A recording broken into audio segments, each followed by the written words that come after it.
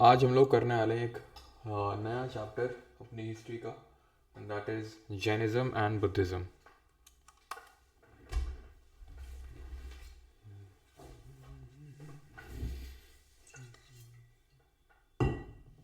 चलिए, तो सबसे पहले बात ये आती है कि हम पढ़ क्यों रहे जैनिज्म बुद्धिज्म। एकदम आर्यन वार्यन पढ़ रहे थे और एकदम से धर्म वर्म की बातें कहाँ से करने लगे हम लोग।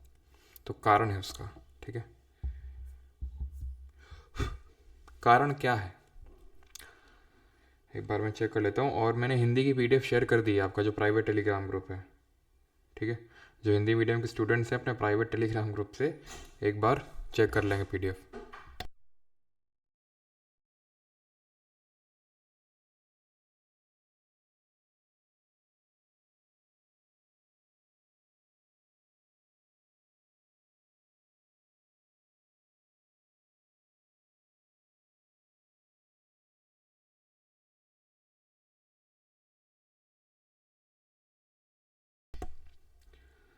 वॉइस थोड़ी अजीब है सर, गुफा में बैठे हो क्या? रोबोटिक साउंड आ रही हो क्या?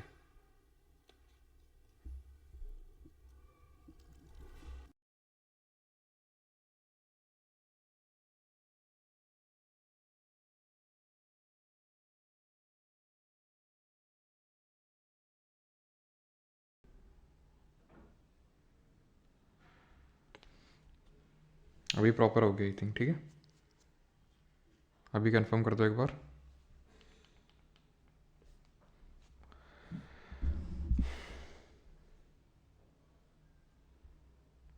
बेटा मेरी आवाज़ में दिक्कत नहीं है, जो हॉट वाटर पीला ठीक है, वो कभी कभी इशू हो जाता है वॉइस में। अभी प्रॉपर हो गई आई थिंक, ठीक है।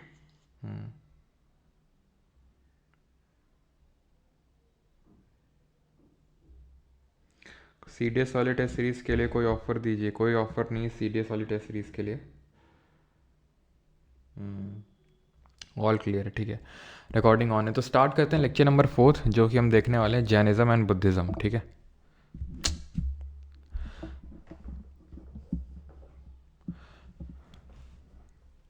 तो सबसे पहले बात ये आती है कि हम जैनिज्म और बुद्धिज़्म पढ़ क्यों रहे हैं, ठीक है। जैसे मैंने बताया कल, तो हम लोग ऋग्वैदिक, ये सब ऋग्वेदा के बारे में पढ़ रहे थे, हाँ, वेदास के बारे में, अर्ली वैदिक और लेटर वैदिक पीरियड। तो एक्चुअल में हुआ क्या, एक सेकंड को पानी पी लें एक बार थोड़ा सा, फिर शुरू करते हैं। अब आया है आनंद, अब आएगी मज़ा क्लास में।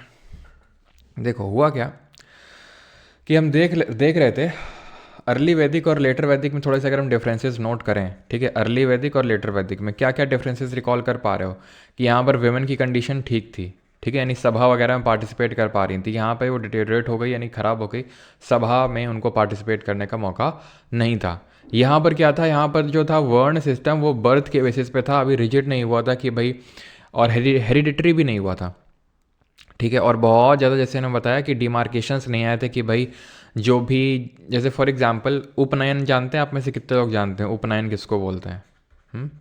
तो उपनयन बोलते हैं थ्रेड सेरेमनी को। आपने देखा होगा जो ब्राह्मण लोग होते हैं वो एक धागा टाइप बांधे रहते हैं, तो उसको उपनयन सेरेमनी बोलते हैं। तो वो उपनयन सेरेमनी सिर्फ ब्राह्मण, क्षत्रिय और वैश्य कर सकते थे, शूद्र नहीं कर सकते थे। लेटर वैदिक में, अर्ली वैदिक में सब कर सकते थे, लेकिन लेटर वैदिक में क्या हुआ, डिमार्केशंस आ गए यहाँ पर भी, ठीक है। धीरे धीरे क्या हुआ, लेटर वैदिक में सैक्रिफाइसेस बहुत ज़्यादा बढ़ गई, यज्ञ बहुत ज़्यादा बढ़ गए और सैक्रिफाइसेस बहुत ज़्यादा बढ़ गई। उसके उसके भी दो ऐसे परिणाम हुए जिसकी वजह से जैनिज्म और बुद्धिज़्म का जन्म हुआ। क्या परिणाम हुए, तो जब आप खुद सोचो कि जब बहुत ज़्यादा सैक्रिफाइसेस होंगी, सैक्रिफाइसेस कब होंगी, जब यज्ञ वगैरह परफॉर्म होगा। तो अगर आपको कोई चीज़ चाहिए, अगर आपको मान लो फॉर एग्जांपल मोक्ष भी अचीव करना है, तो यज्ञ करवाओ। कुछ भी चाहिए यज्ञ करवाओ, और यज्ञ के दौरान आपको पता है यज्ञ कौन परफॉर्म करेगा, प्रीस्ट परफॉर्म करेगा। किसके लिए परफॉर्म करेगा, यजमान के लिए परफॉर्म करेगा। यजमान कौन है, मैंने प्राइवेट टेलीग्राम ग्रुप पे कल भी डाला भी था। यजमान मतलब जो करवा रहा है, जिसके नाम पे उस यज्ञ को करवाया जा रहा है, और कर कौन रहा है, पुरोहित कर रहा है, प्रीस्ट कर रहा है, ठीक। तो ये यज्ञ करवाने के बाद एक तरह से कुछ देना होता था ब्राह्मण को। अब वो ऑब्वियस सी बात है कि जो नीचे तबके में हैं, अगर जो सोसाइटी में हैं, वो नहीं दे पाएंगे। जैसे फॉर एग्जांपल इसका यूज़ क्षत्रिय भी करते थे। क्षत्रिय इस तरह से यूज़ करते थे कि अपनी पावर को मेंटेन रखने के लिए वो यज्ञ करवाते थे, ठीक है, और लोगों को ये दिखाने के लिए कि मतलब हम ही राजा हैं, और ब्राह्मण्स उनका सपोर्ट करते थे, और क्षत्रिय कहीं ना कहीं फिर उनका ब्राह्मण्स का सपोर्ट करते थे। लेकिन धीरे धीरे हुआ क्या, ये सैक्रिफाइस मतलब किलिंग किलिंग होने लगी। किसकी? एनिमल्स की। ठीक है, एनिमल्स की किलिंग होने लगी बहुत बहुत बड़े लेवल पे। ठीक है, हिंदुइज्म धर्म की बात हो रही है। ठीक है, ये तो बाद में जब उपनिषद आए तब ये किलिंग जाके रुकी थी कहीं बाद में जाके।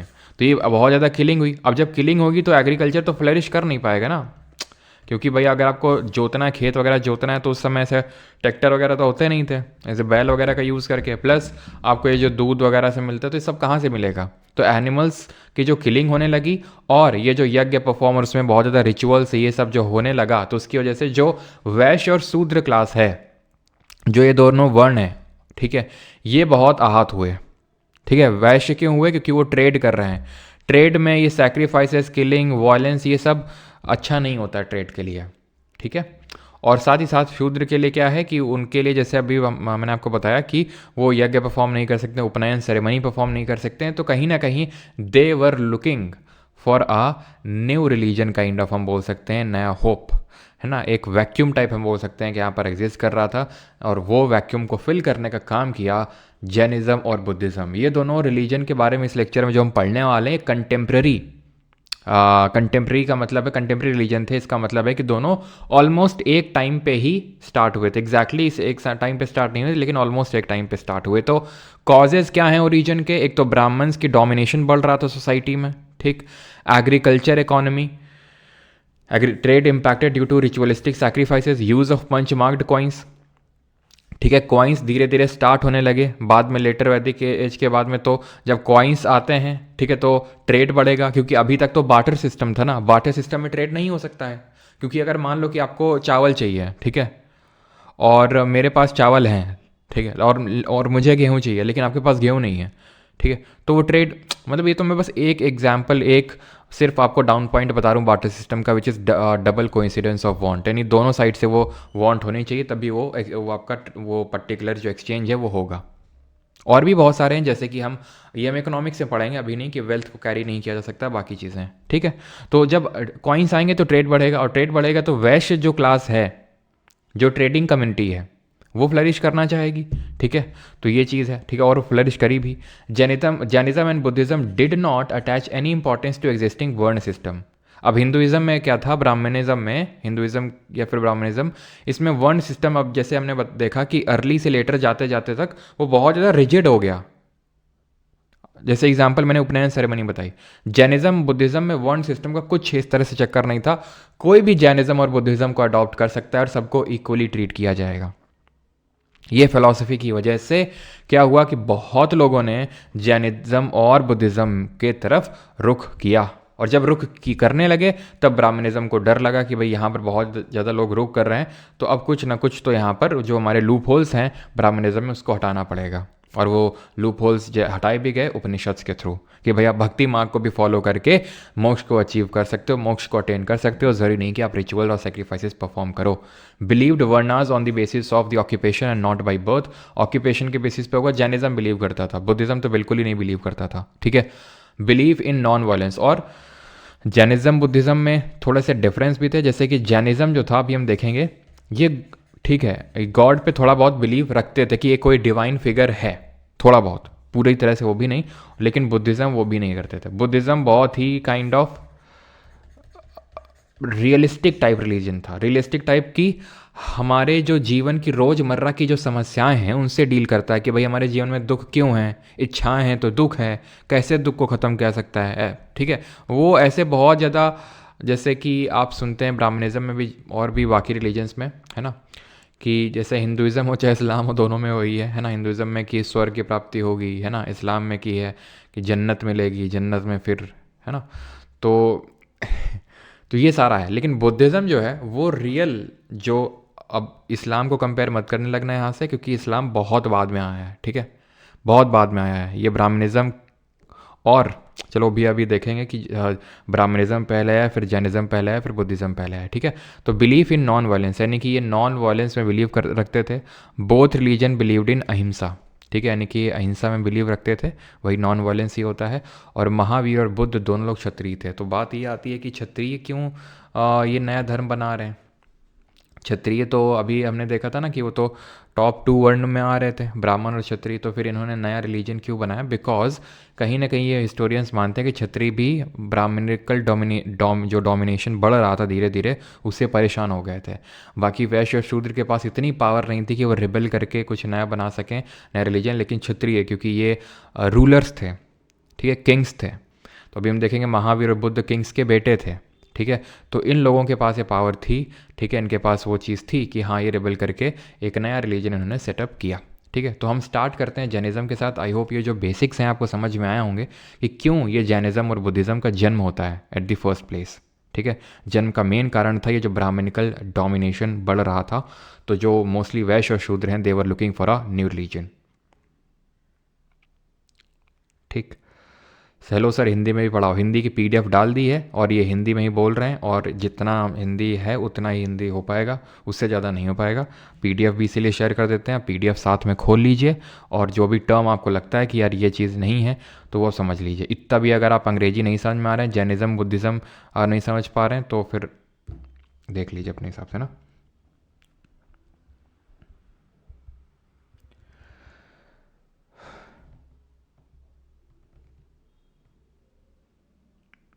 सर महाजनपद पहले आया है ना, रुक जाओ यार, महाजनपद, ठीक है, महाजनपद कल कर लेंगे मंडे वाली क्लास में। महाजनपद बिल्कुल इसके बाद, लेटर वैदिक एज के बाद महाजनपद आया, तो हम ऐसे नहीं बोल सकते महाजनपद पहले आया, जैनिज़्म बुद्धिज़्म एकदम बाद में आया। कहीं ना कहीं एक ही साथ आए हैं, ठीक है। पहले महाजनपद का जन्म हुआ, ये चाहे महावीर जी की बात करें, चाहे बुद्धा जी की बात करें, ये किसी न किसी किंगडम के राजा के बेटे ही थे, किसी न किसी महाजनपद के, ठीक है। तो महाजनपद हम पढ़ेंगे मंडे ऑनवर्ड्स, ठीक है। आज फ्राइडे है ना, हाँ, तो मंडे ऑनवर्ड्स पढ़ेंगे उसको हम, ठीक है। अब इन जैनिज़्म बुद्धिज़्म को ख़त्म कर लेते हैं, बिकॉज कल हमने ऋग्वेदा के बारे में पढ़ा था, तो आसानी से हम समझ में आएगा, इसलिए मैं इसको कॉन्टिन्यूशन में पढ़ा रहा हूँ, ठीक है। चलो तो आते हैं जैनिज़्म पे, ठीक है। तो जैन्स में, ठीक है, जैनिज़्म में जो ग्रेट टीचर्स हुए, जो महान टीचर्स हुए, उनको तीर्थंकर बोला गया। टोटल ऐसे 24 तीर्थंकर हुए। पहले थे ऋषभ देव, इनका जन्म हुआ था अयोध्या में, और इनका एक सिंबल है, हर एक तीर्थंकर का कोई ना कोई सिंबल से रिप्रेजेंट किया जाता है। जैसे ऋषभ देव जी को बुल से रिप्रेजेंट किया जाता है, ठीक है, जो हमारा बुल होता है, सांड होता है, ठीक है। 23rd कौन थे? पार्श्वनाथ थे। इनका जन्म वाराणसी में हुआ, और इनको सरपेंट यानी कि जो स्नेक होता है, जो सांप होता है, उससे इनको रिप्रेजेंट किया जाता है। 24 तीर्थंकर थे वर्धमान महावीर, इनका जन्म कुंडग्राम वैशाली में हुआ, ठीक है, कुंडग्राम वैशाली में हुआ ये, और ये इनको रिप्रेजेंट किया जाता है लायन से। वेदों में भी स्पेसिफिकली ऋग्वेदा में 2 तीर्थंकरों को मेंशन किया गया है, ऋषभ देव जो कि पहले हैं, और 22वें नंबर के हैं जो अरिष्टानेमी।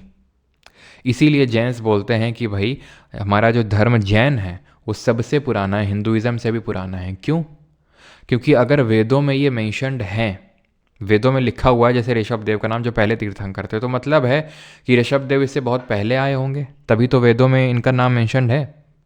क्योंकि ये मतलब ये रियलिटी है कि जब किसी की डेथ हो जाती है, जब कोई मर जाता है, तब उसको हम ज़्यादा याद करते हैं, तब उसकी अच्छाइयाँ हमें ज़्यादा अच्छी लगने लगती हैं, और तब उसे हम ज़्यादा प्रेस करते हैं। जब तक वो जीवित रहता है तब तक नहीं हम उसको प्रेस करते हैं। अब जैसे मनमोहन सिंह जी को ही ले लीजिए, है ना, तो अब उनकी डेथ हुई है, ठीक है, he has done a great work for India, लेकिन अब उनकी ग्रेटनेस हमें और ज़्यादा ग्रेट लगने लगी क्योंकि उनकी डेथ हो गई है। तो वही है सिंपल सा लॉजिक, कि इसका मतलब ये है कि ये पहला, यही लॉजिक जैन्स देते हैं कि पहले जो हमारे जैन तीर्थंकर थे ऋषभ देव जी, तो इनका अगर मेंशन है वेदों में, तो मतलब है कि ये वेदों से काफ़ी पहले आए होंगे, तो हमारा जो धर्म है वो काफ़ी पुराना है। लेकिन था क्या कि फाउंडर तो ये हैं, लेकिन मेन इसको एसिमुलेट करने का जो जैन धर्म है, उसका जो प्रचार करने का जो क्रेडिट जाता है वो वर्धमान महावीर जी को जाता है। इसीलिए इनको रियल फाउंडर बोल देते हैं। देखिए, अगर फाउंडर पूछेगा आपसे तो ऋषभ देव जी हैं, लेकिन रियल फाउंडर इनको बोलते हैं। किस लिए बोलते हैं? क्योंकि मेन इसको प्रपाउंड करने का काम जैनिज़्म ने किया। और क्योंकि जैसे हमने देखा कि जैनिज़्म, अभी हम देखेंगे जैनिज़्म जो है ये प्योर एसिड, चलो अभी वो हम चीज़ देखेंगे आगे चल के। तो अब वर्धमान महावीर जी की थोड़ी चर्चा कर लेते हैं। क्यों? क्योंकि इनके रिगार्डिंग क्वेश्चन बनता है, वर्धमान महावीर जी के रिगार्डिंग, ठीक है। क्या क्वेश्चंस बनते हैं कि इनका जन्म कहाँ पे हुआ, इनकी डेथ कहाँ पे हुई, इनकी मदर का नाम क्या था और इनका फादर का नाम क्या था। तो 540 बीसी में, 540 बीसी का मतलब क्या हुआ, जब ईसा मसीह यानी जीसस क्राइस्ट का जन्म हुआ उससे 540 साल पहले की बात है ये। तो कुंडग्राम वैशाली जो कि बिहार के पास पड़ता है वहाँ पर इनका जन्म हुआ। इनकी मृत्यु हुई 468 बीसी में पावापुरी नाम की जगह जो कि बिहार शरीफ में, बिहार में पड़ती है। तो कितनी एज हो गई इनकी, 72। आप कैसे कैलकुलेट करेंगे, आप देख रहे हैं कि इनकी डेथ हो रही है 468 में, बर्थ कब हो रही है 540 में, क्योंकि जब हम बीसी में आगे बढ़ते हैं तो जो नंबर होता है वो डिक्रीज होता है। ठीक है, तो 72 ईयर्स की एज में इनको मोक्ष की प्राप्ति हुई। इनके अगर फादर की बात करेंगे तो सिद्धार्थ नाम था, जो कि जनात्रिका करके एक क्षत्रिय क्लैन थी उससे बिलोंग करते थे। मदर का नाम था त्रिशला, वाइफ का नाम था यशोदा और बेटी का नाम था अनुजा प्रियदर्शनी। ठीक है, अनुजा प्रियदर्शनी। क्या आपको पता है जो इंदिरा गांधी थी उनका नाम भी इंदिरा प्रियदर्शनी गांधी था। ठीक है, और अनुजा प्रियदर्शनी के जो हस्बैंड थे उनका नाम जमाली, और ये जमाली यानी कि वर्धमान महावीर जी के कौन हुए, ये हुए इनके दामाद। ठीक है, तो दामाद ही इनके पहले डिसाइपल बन गए, पहले शिष्य बन गए। आओ दामाद जी तुमको ही पहले सीख देते हैं। ठीक है, तो दामाद जी जो है इनके महावीर जी के वो बने, वर्तमान महावीर जी के पहले डिसाइपल। ठीक है, इन्होंने घर गृह त्याग कब किया वर्तमान महावीर जी ने, 30 ईयर्स की एज में इन्होंने किया, 30 साल की उम्र में इन्होंने गृह त्याग किया। और किसके साथ किया इन्होंने, अकेले नहीं गए थे, मखाली गौसल करके एक थे उनके साथ इन्होंने अपना गृह त्याग किया। लेकिन बाद में इन दोनों लोगों में कुछ डिफरेंसेस आ गए, जिसकी वजह से मखाली गौसल जी ने अपना अलग से एक रिलीजन काइंड ऑफ बना लिया, जिसको हम बोलते हैं आजीविका सेक्ट। ध्यान रखिएगा, आजीविका सेक्ट के फाउंडर कौन थे, मखाली गौसल, जो किसके साथ गृह त्याग किए थे, वर्धमान महावीर जी के साथ।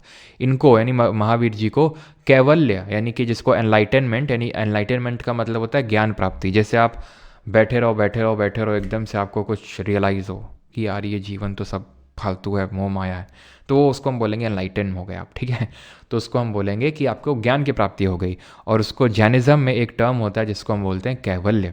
ठीक है, जो इनको 42 ईयर्स की एज में अटेन हुआ, 42 साल की उम्र में। कहाँ पर, एक साल पेड़ का, साल ट्री के नीचे। कहाँ, जंबिका ग्राम, रिजुपालिका जो एक नदी है उसके किनारे। ठीक, केवलिन कौन होता है, यहाँ पे जैनिज्म धर्म में परफेक्टली लर्नड और जितेंद्रिय, जिसने कि अपने सारे सेंसेस पे कंट्रोल कर लिया है और सारी चीज़ों को उसने अटेन कर लिया है, नॉलेज को अटेन कर लिया है, सारे ज्ञान की प्राप्ति हो गई है, उसको केवलिन के नाम से जाना जाता है। इन्होंने अपना पहला सरमन यानी पहला उपदेश पावा नाम की जगह में दिया था। मृत्यु हो रही है पावापुरी में, मृत्यु हो रही है पावापुरी में, और पहला उपदेश कहाँ पर है, पावा में। और बसाडी का मतलब क्या होता है जैनिज्म में, तो बसाडी जो जैन मोनास्ट्री होती है, मोनास्ट्री का मतलब होता है जहाँ पर जैन मंक्स जो होते हैं वो रहते हैं। जैन जो भिक्षु हो गए, भिक्षु तो हम वैसे टर्म यूज़ करते हैं बुद्धिज़्म में, लेकिन जो जैन, आप जैसे कि हमारे हिंदू धर्म में होते हैं पंडित, है ना, मौलवी होते हैं, इस्लाम धर्म में ऐसे ही भिक्षु होते हैं, तो ऐसे ही यहाँ पर जो जैन धर्म में होते हैं तो मंक्स होते हैं, तो उनके लिए रहने के लिए जो जगह होती है वो जैन मोनास्ट्री को हम बसाडी के नाम से जानते हैं। अभी आजीविका सेट की थोड़ी चर्चा कर लेते हैं, वैसे तो बहुत ज़्यादा हमें डेप्थ में नहीं पढ़ना है। तो फाउंडर कौन थे, तो फाउंडर थे तो जैसे अभी हमने देखा मखाली गौसल। ठीक है,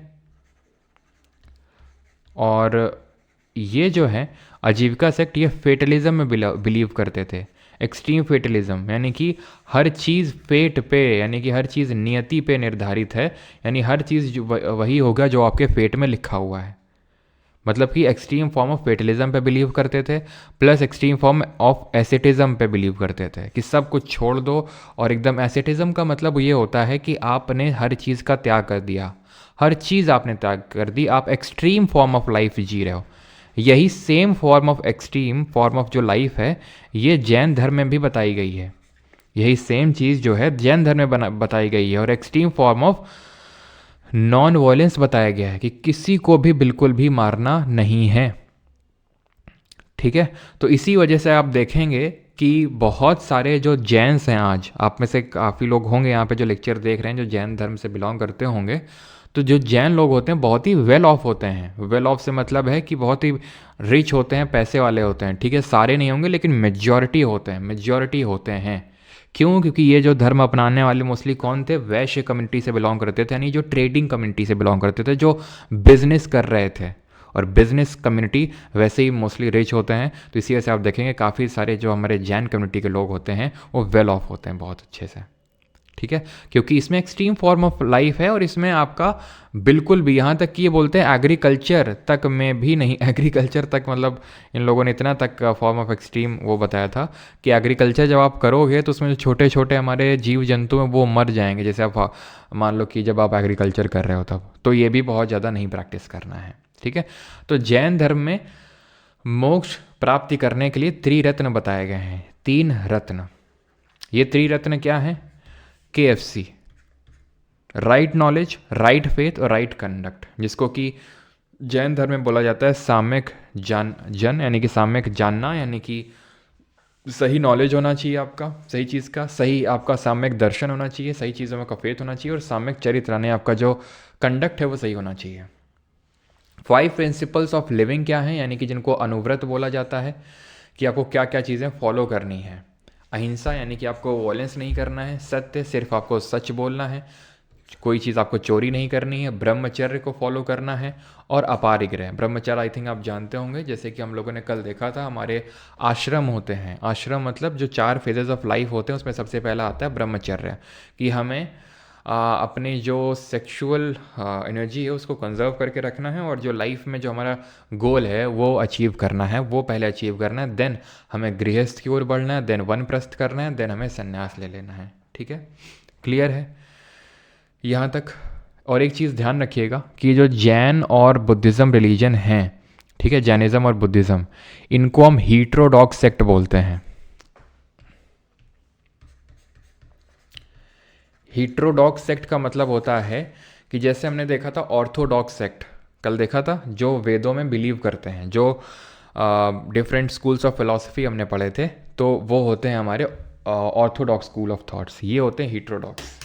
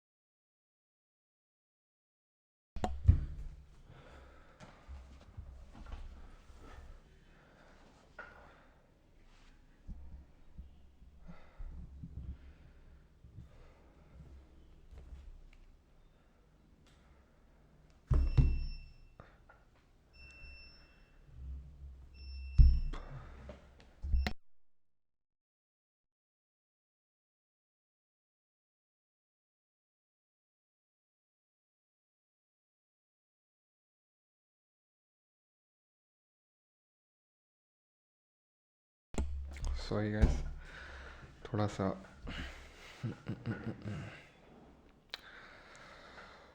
कुछ प्रॉब्लम हुई थी, इस वजह से थोड़ा सा म्यूट करना पड़ा।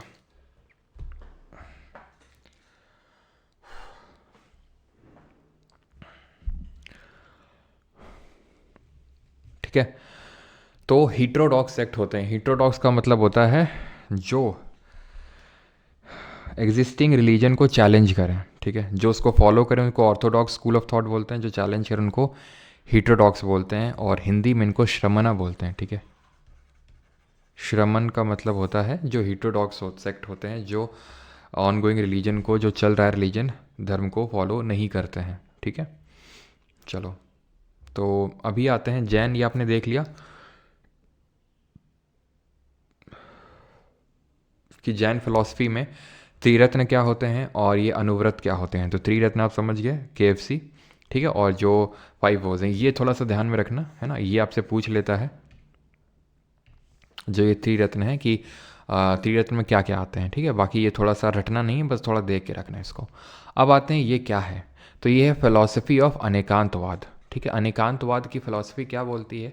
अनेकांतवाद की फिलॉसफी ये बोलती है कि किसी भी चीज़ को देखने के लिए अनेक नज़रिए हो सकते हैं। अनेकांतवाद, अनेक नज़रिए हो सकते हैं किसी चीज़ को ऑब्जर्व करने के, या फिर कोई भी चीज़, जैसे फॉर एग्जांपल ट्रुथ की, सत्य की अगर हम बात करें तो सत्य ऐसा नहीं है कि वो सिर्फ आपके अकॉर्डिंग तो कोई चीज़, जैसे फॉर एग्जांपल आपका मान लो एग्ज़ाम अच्छा नहीं हुआ, ठीक है, मैंने आपसे पूछा क्यों एग्ज़ाम अच्छा नहीं हुआ, तो तुम बोलोगे कि जिस पर्टिकुलर हम उसमें बैठे हुए थे वो सिस्टम काम नहीं किया, या फिर हमारे ऊपर पंखा नहीं लगा हुआ था, पंखा लगा होता क्योंकि गर्मी इतनी ज़्यादा थी तो ठंडक मिल नहीं पाई तो ढंग से नहीं पेपर हुआ, गर्मी लग रही थी, या फिर पंखा सिर पे ही लगा हुआ था तो बहुत ज़्यादा हवा मार रहा था तो इस वजह से नहीं है।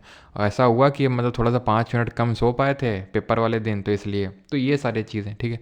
आपकी मम्मी से पूछा कि क्यों इसका पेपर अच्छा नहीं हुआ, ठीक है, फेल का हो गया ये, तो आपकी मम्मी बोल रही हैं कि पढ़ा तो उसने बहुत, शायद पढ़ा हुआ एग्ज़ाम में नहीं आया उसका, ठीक है। मम्मी का ये कहना, पापा का ये कहना कि ये एकदम एक नंबर का निखट्टू लड़का है ये, दिन भर खेलता रहता है, फ़ोन पे लगा रहता है, तो फिर कहाँ से इसका सिलेक्शन होगा, ठीक है। तो है तो एक चीज़, लेकिन उसको देखने के अनेक अनेक नज़रिए, जैसे आप यहाँ पर देख पा रहे होंगे, आई थिंक एक्सप्लेन करने की ज़रूरत नहीं है इस फिगर को, ठीक है। ये होती है अनेकांतवाद।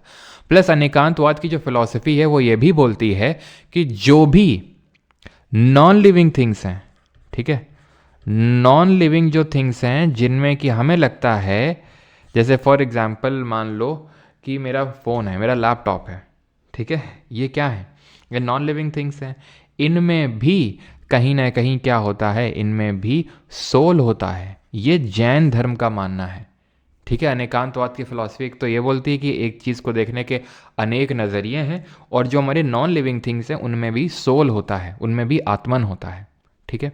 अब जैन धर्म जो है आगे चल के 2 सेक्ट में डिवाइड हो जाता है, क्यों? क्योंकि चंद्रगुप्त मौर्य, अभी हम देखेंगे जब महाजनपद पढ़ेंगे तो उसमें से एक महाजनपद मगध आएगा, उसमें एक चंद्रगुप्त मौर्य, नाम सबने सुना ही होगा। तो चंद्रगुप्त मौर्य क्या हुआ, एक टाइम पे जब यहाँ पे ये रूल कर रहे थे तो यहाँ पर अकाल पड़ गया।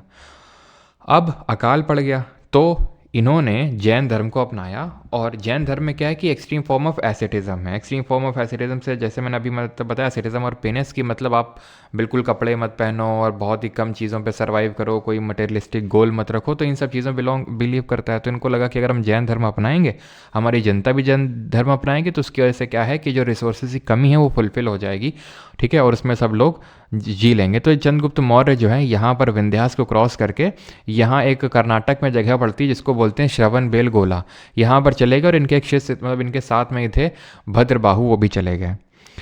चंद्रगुप्त मौर्य ने वहाँ पर जाके सल्ले खाना कर दिया। सल्ले खाना का मतलब क्या होता है, जब आप बिना खाए पिए, ठीक है, आपने अपनी बॉडी से एक तरह से अपने प्राण निकाल लिए, उसको बोलते हैं सल्ले खाना। जैसे आप कुछ नहीं खा रहे हो, एकदम ऐसे ही बैठे हुए, जैसे कि आपने रिसेंट में नाम सुना होगा अभी, आचार्य विद्यासागर जी हैं ये नहीं ये, ठीक है, आचार्य विद्यासागर जी, आचार्य विद्यासागर जी, इन्होंने सल्ले खाना परफॉर्म किया था अभी कुछ महीने पहले, आपको पता होगा ना। इन्होंने सारा कुछ खाना पीना त्याग दिया था, और अपने मतलब इनकी, अब डेथ तो बोलना सही अच्छी बात नहीं होती है, ठीक है, इनको कैवल्य की प्राप्ति हो गई, हम ये बोल सकते हैं, ठीक है। और ये एक जीना, जैसे हमने देखा था, अब यहाँ पर मैंने लिखा था वर्ड कि नहीं लिखा था, जैसे केवलन लिखा होता है परफेक्टली लर्न, तो ऐसे ही होता है आपका जिन, ठीक है, जिसको कि सब कुछ पता है, ठीक है, हर चीज़ की नॉलेज है। तो ये होता है सल्ले खाना, जो कि चंद्रगुप्त मौर्य ने परफॉर्म किया। अब जब इन्होंने परफॉर्म किया, ठीक है, और यहाँ से जब अकाल हट गया तो भद्रबाहु जब वापस गए यहाँ पर, तो इन्होंने देखा कि जो लोग यहाँ पे रह गए थे, इनके साथ नहीं आए थे यहाँ पे, जो जैन धर्म को अपनाए थे, उन्होंने वाइट क्लोथ्स यानी कि सफ़ेद कपड़े पहनना शुरू कर दिया। भद्रबाहु ने बोला ये क्या मतलब है, सफ़ेद कपड़े पहनना तुम तो स्टार्ट कर दिए। तो फिर उन्होंने बोला कि ऐसा नहीं है, सफ़ेद कपड़ा पहनना तो बिल्कुल अलाउड है। तो भद्रबाहु ने बोला we are not the same bro, तो आज से तुम अलग हम अलग। तो जो वाइट कपड़े पहनने लगे थे उनको बोला गया श्वेतांबर, ठीक है, श्वेतांबर। और जिन्होंने बिल्कुल कपड़े छोड़ रखे थे उनको बोला गया दिगंबर। ठीक है, दिगंबर। तो दिगंबर किसने फाउंड किया इस सेक्ट को? इस सेक्ट को फाउंड किया भद्रबाहु ने। और श्वेतांबर जो है उसको सेक्ट को किसने फाउंड किया? स्थूलभद्र करके थे, जिन्होंने पहली जैन काउंसिल को ऑर्गेनाइज किया, लीड किया। ठीक है, ध्यान रहेगा ये चीज़ कि दिगंबर सेक्ट किसने बनाया? भद्रबाहु ने। ठीक है, और इन्होंने दिगंबर ने यानी दिगंबर सेक्ट ने पहली जैन काउंसिल को बॉयकॉट किया था। अब ये जैन काउंसिल क्या होती है? तो जब हमारे वर्धमान महावीर जी की जब डेथ हो गई तो उसके बाद जो भी टेक्स्ट है उसको कंपोज करने के लिए कि भाई जो भी हमारे टीचिंग्स थी हमारे तीर्थंकर लोगों की, खासकर महावीर जी की, तो उनको अब लिखते हैं, कंपाइल करते हैं सो दैट इसको हम पास ऑन कर सकें, जिस तरह से ऋग्वेदा को लिखा गया है ना। तो ऋग्वेदा भी अगर हम देखें तो लिखे ही गए थे, है ना। पहले तो श्रुति थे यानी कि सुन सुन के पास हो रहे थे, दिन फिर लिखे गए थे। तो 298 BC में पहली जैन काउंसिल होती है। इसमें 12 अंग को कंपाइल किया गया। ठीक है, अंग। ठीक है, 12 अंग होते हैं काइंड ऑफ टेक्स्ट, इनको कंपाइल किया गया। अगम अगर पूछ ले, अगम का मतलब क्या होता है जैन धर्म में? तो जैन धर्म में अगम का मतलब वही होता है जो हमारी फिलोसफिकल बुक्स होती हैं। इसको पैटर्नाइज किया था बिंदुसार ने। पैटर्नाइज का मतलब होता है पूरा खर्चा उठाना उस काउंसिल का। सन ऑफ चंद्रगुप्त मौर्य के बेटे थे, इन्होंने इसको पैटर्नाइज किया था। चेयरपर्सन स्थूल बाहु थे। ठीक है, फिर स्थूल भद्र भी बोल देते हैं, स्थूल बाहु, जिन्होंने इसको क्या किया, चेयरपर्सन थे। बाकी इसको बॉयकॉट कर दिया था दिगंबर सेक्ट ने। सेकंड जैन काउंसिल 512 AD में हुई थी, वल्लभी गुजरात में। पैटर्नाइज किसने किया था इसके रिगार्डिंग कोई इन्फॉर्मेशन नहीं है, ये बाकी आपको याद करने की ज़रूरत नहीं है। बस पहली जैन काउंसिल के रिगार्डिंग चीज़ें याद करना और जैन वाली कहाँ हुई थी और कब हुई थी, बस। ठीक, इतनी चीज़ आई होप सभी को क्लियर होगी। अब यहाँ पर आते हैं जैनिज़्म में जैन लिटरेचर जो आपको देखने को मिलेगा मोस्टली प्राकृत लैंग्वेज में देखने को मिलेगा। आर्किटेक्चर की अगर बात करें तो rock cut cave temple Orissa में, हाथी गुम्फा की गुफाएं हैं आपकी, केव्स हैं उड़ीसा के खरावेला में। उदयगिरी और खंडगिरी की केव्स हैं उड़ीसा में। और दिलवाड़ा जैन टेम्पल काफ़ी फेमस है राजस्थान के माउंट आबू हिल्स में। जैसे कि यहाँ पर आप इस पिक्चर पे देख पा रहे होंगे, ये जो आपको दिख रहा है ये है दिलवाड़ा जैन टेम्पल। ठीक है, ये हैं आपकी उदयगिरी खंडगिरी की केव्स। ठीक है, और ये हैं हाथी गुम्फा। ठीक है, हाथी गुम्फा की जो केव्स हैं, और ये हैं आपकी उदयगिरी और खंडगिरी की केव्स। तो ये जैन धर्म के लिए जो मंक्स होते हैं उनके लिए बनवाई गई थी। ठीक है, स्टैच्यू ऑफ गोमतेश्वरा जिनको बाहुबली के नाम से जाना जाता है, कर्नाटक के श्रवणबेलगोला में, जो कि हमारे जो पहले तीर्थंकर थे ऋषभदेव, उनके बेटे थे गोमतेश्वर। ठीक है, तो उनके बेटे पे का ये स्टैच्यू यहाँ पर बना हुआ है श्रवणबेलगोला में, जहाँ पर चंद्रगुप्त मौर्य ने सल्ले खाना परफॉर्म किया था। और यहीं पे हर साल महामत्स्य अभिषेक, हम स्टैटिक जीके में जब फेस्टिवल पढ़ेंगे तो वहाँ देखेंगे महामत्स्य अभिषेक करके एक फेस्टिवल, महामत्स्य अभिषेक, जैसे हाँ महामत्स्य अभिषेक। ठीक है, जैसे कि हर 12 साल में महाकुंभ होता है, वैसे हर 12 साल में यहाँ पर महामत्स्य अभिषेक ऑर्गेनाइज किया जाता है। ठीक है, क्लियर है। बाकी ये टेम्पल्स कुछ और हैं, Dilwara Jain temple, Rangpur temple, Jain temple, Khajuraho के जो मंदिर हैं वो भी आपके जैन, हिंदू और जैन टेम्पल दोनों हैं। शीकर जी का जो मंदिर है झारखंड में, और माउंट मंगी टुंगी। थोड़ा सा ध्यान रखेंगे, रटने की ज़रूरत नहीं है इसको।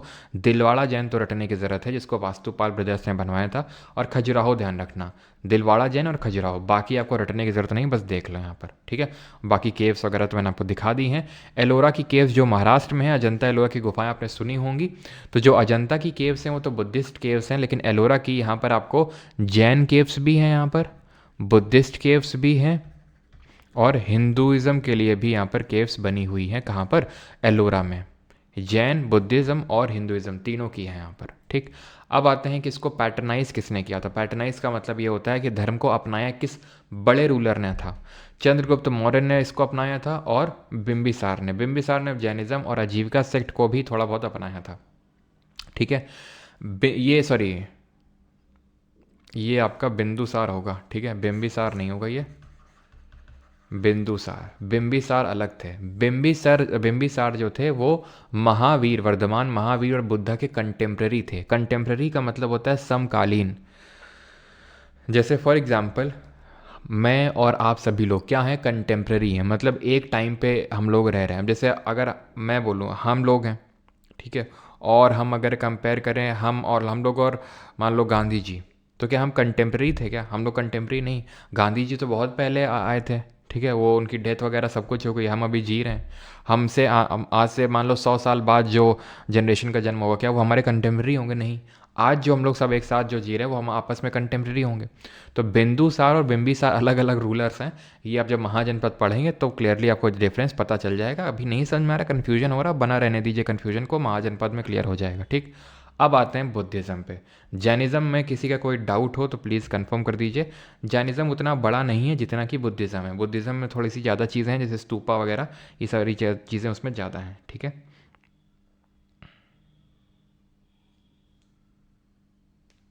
हम्म, बिल्कुल अनेकांतवाद यही होता है आपका, ठीक है, जो मैंने आपको बताया कि हर चीज़ को देखने के अलग अलग नज़रिए हैं। और नॉन लिविंग थिंग्स में भी सोल होता है। इसी को बोला जाता है कि the entire world is animated. Entire world is animated,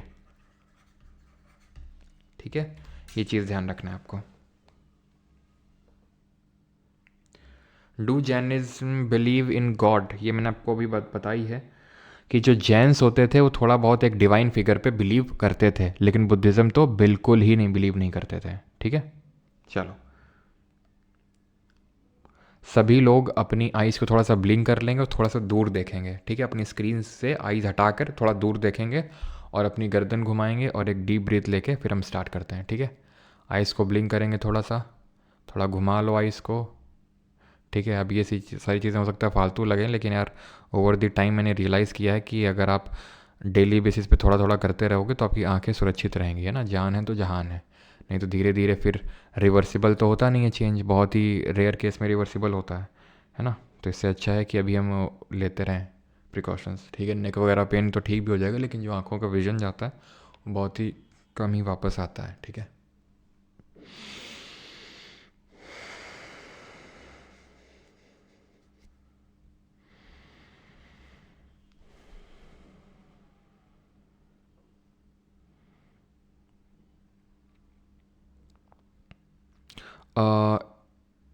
important books of Jains, तो बहुत सारी बुक्स हैं, जैसे कि भगवती सूत्र करके एक किताब है जिसमें कि महाजनपद के बारे में मेंशन्ड है। बाकी कुछ किताबें हैं, जैसे कि जिस भी किताब के नेम में सूत्र आपको दिखे, ठीक है, जैसे कि मैंने बताया भगवती सूत्र, है ना, तो इसमें महाजनपद के बारे में बताया गया है। ऐसे ही हमारा है तत्वर्थ, ठीक है, तत्वर्थ सूत्र। ये सब क्या है, ये जितने भी सूत्र आपको दिखें वो हैं। अगम, जैन अगम, मैंने आपको बताया अगम, ये जितने भी ये होते हैं ये सारे आपके वही टेक्स्ट होंगे, ठीक है। कल्प सूत्र, तो सूत्र आपको जैसे ही दिखे वो आपको सीधे वही मानना है, ठीक है। क्लियर है? चलिए आगे बढ़ते हैं और अभी बुद्धिज़्म देखते हैं। तो गौतम बुद्ध जी की अगर बात करें तो ये शाक्य क्लैन से बिलोंग करते थे। जैसे जनात्रिका क्लैन से बिलोंग करते थे हमारे वर्धमान महावीर जी, तो ये बिलोंग करते थे शाक्य क्लैन से। और इनके कुछ इसी वजह से इनको हम शाक्य मुनि के नाम से जानते हैं। सर उड़ीसा कब आ रहे हो sir? Yes, Buddha and Mahavir contemporary, yes they're contemporary, वो कंटेम्प्रेरी ही थे। चलिए, तो शाक्य क्लैन की अगर बात करें, शाक्य क्लैन से थे इसलिए इनको शाक्य मुनि के नाम से जाना जाता था, प्लस इनको तथागत के नाम से भी जाना जाता था, ठीक है, तथागत। इसी तरह ध्यान रखना, महावीर जी को नया पुत्र के नाम से जाना जाता था। यहाँ पर मैं लिख देता हूँ, वैसे तो वहाँ पर लिखना चाहिए था लेकिन कोई नहीं, यहाँ पर लिख लेते हैं। महावीर को किस नाम से जानते हैं? नया पुत्र, ठीक है। और शाक्य मुनि और तथागत के नाम से जानते थे गौतम बुद्ध को। इनका जन्म 563 BC में हुआ था, लुम्बिनी नेपाल में, जो कि बहुत ही मतलब बॉर्डर में पड़ता है यूपी से।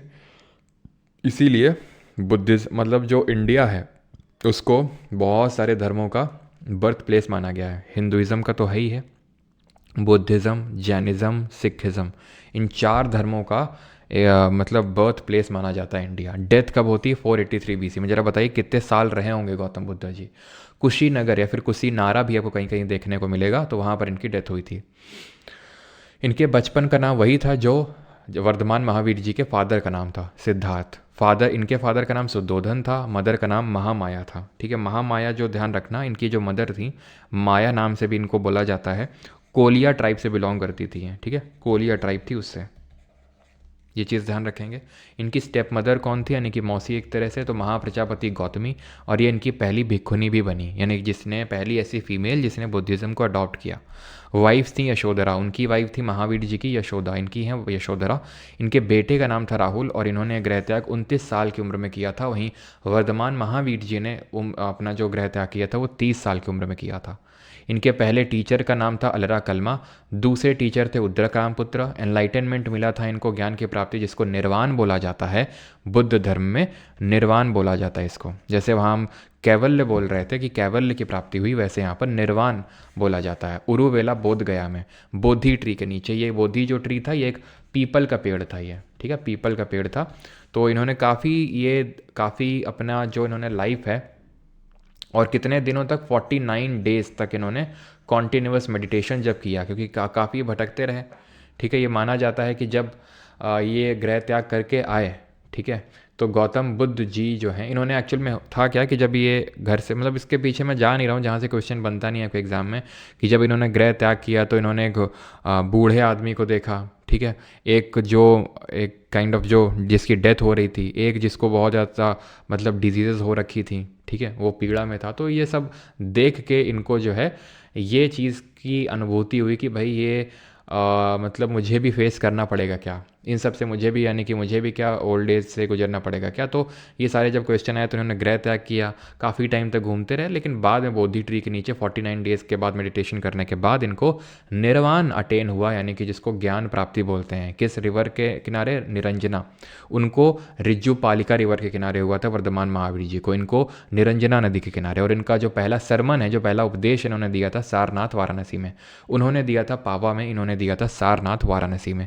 ये चीज़ आपको ध्यान रखनी है, ठीक है। और बुद्ध जी को इसीलिए कंसिडर किया जाता है लाइट ऑफ एशिया, ठीक है। इनको क्या कंसिडर किया जाता है, लाइट ऑफ एशिया कंसिडर किया जाता है गौतम बुद्ध जी को, ठीक है। फिर अगर हम बात करें इनके लाइफ में कौन कौन से इंपॉर्टेंट इवेंट्स हुए थे, तो इनकी लाइफ में कुछ इंपॉर्टेंट इवेंट हुए थे, जैसे कि मतलब जो भी इंपॉर्टेंट इवेंट्स हुए थे उनको हम किसी न किसी सिंबल से रिप्रेजेंट करते हैं और उसको कुछ ना कुछ नाम देते हैं। बुद्धिज़्म में नाम दिया था, जैसे डेथ को डेथ नहीं बोला जाता है, महापरिनिर्वाण बोला जाता है, ठीक है। तो सबसे पहले जो इनका बर्थ हुआ उसको तो लोटस या फिर बुल से रिप्रेजेंट किया जाता है इनके जन्म को। जो इन्होंने गृह त्याग किया उसको गृह त्याग नहीं बोलते हैं, उसको हम बोलते हैं महाभिनिष्क्रमण। इसको घोड़े से रिप्रेजेंट किया जाता है, हॉर्स से, जिसका नाम कंठक था। और जिस चैरियट में, जिस रथ पे बैठ के गए थे उसका नाम चन्ना था। कहीं कहीं पे घोड़े का नाम चन्ना लिखा हुआ है। बोधि ट्री के नीचे इनको निर्वाण यानी कि एनलाइटनमेंट, ज्ञान की प्राप्ति हुई थी। और जो व्हील होता है, जो चक्का होता है, वो जिसको कि मतलब जो इन्होंने पहला सरमन दिया था सारनाथ, जो वाराणसी के पास पड़ता है, उसको हम धर्म चक्र प्रवर्तन बोलते हैं। इंग्लिश में बोले तो turning the wheel of law, turning the wheel of law, ठीक है। तो ये चीज़ होता है आपका जो पहला उपदेश दिया गया था, तो उसको धर्म चक्र प्रवर्तन बोलते हैं। अब यहाँ पर जरा गिनो कि कितने आपको ये दिख रहे हैं चक्के, इस व्हील में कितने चक्के दिख रहे हैं, फिर इसमें मैं बताऊंगा इसके पीछे का कारण क्या है। और इनकी जो डेथ है उसको बोला जाता है महापरिनिर्वाण, और ये हुआ था कुशीनारा में, और इसको रिप्रेजेंट किया जाता है, सिंबल है इसका स्तूपा, ठीक है। तो जो बर्थ है, जन्म लोटस या बुल, जो इन्होंने महाभिनिष्क्रमण हॉर्स, निर्वाण बोधि ट्री, धर्मचक्र प्रवर्तन व्हील, और महापरिनिर्वाण स्तूपा। और यहाँ पर आपको 8 दिख रहे होंगे चक्के, ये 1 2 3 4 5 6 और 7 8। क्यों? क्योंकि गौतम बुद्ध जी की फिलॉसफी है 4 नोबल ट्रुथ की। जब इनसे पूछा गया कि भाई हम कैसे ये जो दुख हैं इनसे, क्योंकि इन्होंने बोला कि संसार में हर किसी को दुख है, हर किसी को दुख है। तो फिर पूछा गया, इनके डिसाइपल्स ने पूछा कि इस दुख से हम कैसे लिबरेट हो सकते हैं। तो उन्होंने बताया कि द ट्रूथ ऑफ सफरिंग, कि यानी कि the world is full of suffering. पहला तो इनका यही बात था कि this world is full of suffering. फिर उन्होंने बताया desires are the root cause of suffering. जो इनकी मूल जड़ है सफरिंग की, वो डिज़ायर है, जो इच्छाएं हैं। क्या इच्छाएं हैं? इनकम टैक्स इंस्पेक्टर बनना है या फिर एसओ इन एमईए बनना है, ठीक है। तो ये डिज़ायर है, नहीं बनोगे तो क्या होगा? सफरिंग होगी। ये तुम्हारी डिज़ायर है, डिज़ायर नहीं फुलफिल होगी, सफरिंग होगी। तो क्या इस सफरिंग का एंड है? तो बुद्धा जी बोलते हैं yes there is an end to this suffering. क्या है वो एंड? कैसे हम एंड कर सकते हैं? तो इन्होंने उसके लिए दिया अष्टांगिका मार्ग, जिसको हम बोलते हैं 8 फोल्ड पाथ, ठीक है, जिसको हम हिंदी में बोलते हैं अष्टांगिका मार्ग, यानी कि गौतम बुद्ध जी ने बोला आप इन 8 रास्तों पे चलो, 8 चीज़ों को फॉलो करो, आप डिज़ायर से मुक्त हो जाओगे, सफरिंग से मुक्त हो जाओगे। क्या है? सही व्यू रखो लाइफ में, सही व्यू रखो। सही चीज़ मतलब सही व्यू का मतलब ये है कि अगर मान लो आप अपना कर्म कर रहे हो, नहीं भी आपको वो मिलता है, मान लो फल जो है, ठीक है, जो आप पहली बात तो डिज़ायर सी मत रखो, ठीक है। और अगर आपको कोई चीज़ नहीं मिलती है तो उस चीज़ को लेके आपको सही व्यू रखना है कि ठीक है, जो भी है अच्छा है, जो भी मिला है उसको अडॉप्ट करना है, राइट इंटेंशन रखना है, सही इंटेंशन से मेहनत करना है। ऐसा नहीं कि भाई हम इनकम टैक्स इंस्पेक्टर बनेंगे, दबा के घूस पे लेंगे, ये सब नहीं होना चाहिए। सही बोलना है, सही एक्शन करना है, हार्ड वर्क करना है। ऐसा नहीं कि बस इच्छाएं तो बहुत सारी हैं लेकिन एक्शन नहीं ले रहे हैं। सही से जीवन यापन अपना करना है, राइट एफर्ट, राइट कंसंट्रेशन, सही तरह से चीज़ों पे फोकस करना है, राइट माइंडफुलनेस। यानी माइंडफुलनेस का मतलब ये होता है कि आप जो आपके माइंड में जो थॉट्स चल रहे हैं उनको ऑब्जर्व करो, उसको माइंडफुलनेस बोला जाता है, ठीक है। तो ये 8 फोल्ड पाथ है। क्या सर मैं हर एक चीज़ रटनी है? नहीं, आपको रटनी नहीं है। यहाँ तक कि वो सीधा बेसिक से सवाल पूछता है कि अष्टांगिका मार्ग या फिर 4 नोबल ट्रुथ, ठीक है, ये किस धर्म से बिलोंग करते हैं? तो आप सिंपल बोल देंगे बुद्धिज़्म धर्म से, ठीक है। अब बुद्धा जी की डिफरेंट मुद्राएं हैं, वो हम अभी पढ़ते हैं, एक सेकेंड। लेकिन उससे पहले एक चीज़ मैं आपको बताना चाहूँगा कि यहाँ बुद्ध में भी, बुद्धिज़्म धर्म में भी त्रिरत्न होता है। बुद्धिज़्म धर्म में जो त्रिरत्न होता है वो 3 चीज़ें होती हैं। बुद्ध, उनका धर्म जिसको बुद्धिज़्म धर्म में धम्मा बोला जाता है, और संघ, ठीक है। बुद्धा, धम्मा और संघ। संघ का मतलब होता है जो एक ग्रुप ऑफ ये बुद्धिस्ट मंक्स हैं उसको संघ बोला जाता है। एक कम्युनिटी, कम्युनिटी ऑफ बुद्धिस्ट्स, उसको हम संघ बोलते हैं। धम्म का मतलब होता है धर्म, रिलीजन। और बुद्धा तो आप जानते हैं। तो बुद्ध आपसे पूछेगा कि त्रिरत्न बुद्धिज़्म में क्या है, बुद्धा, धम्मा, संघा, या फिर इनमें से कौन सा त्रिरत्न का पार्ट नहीं है।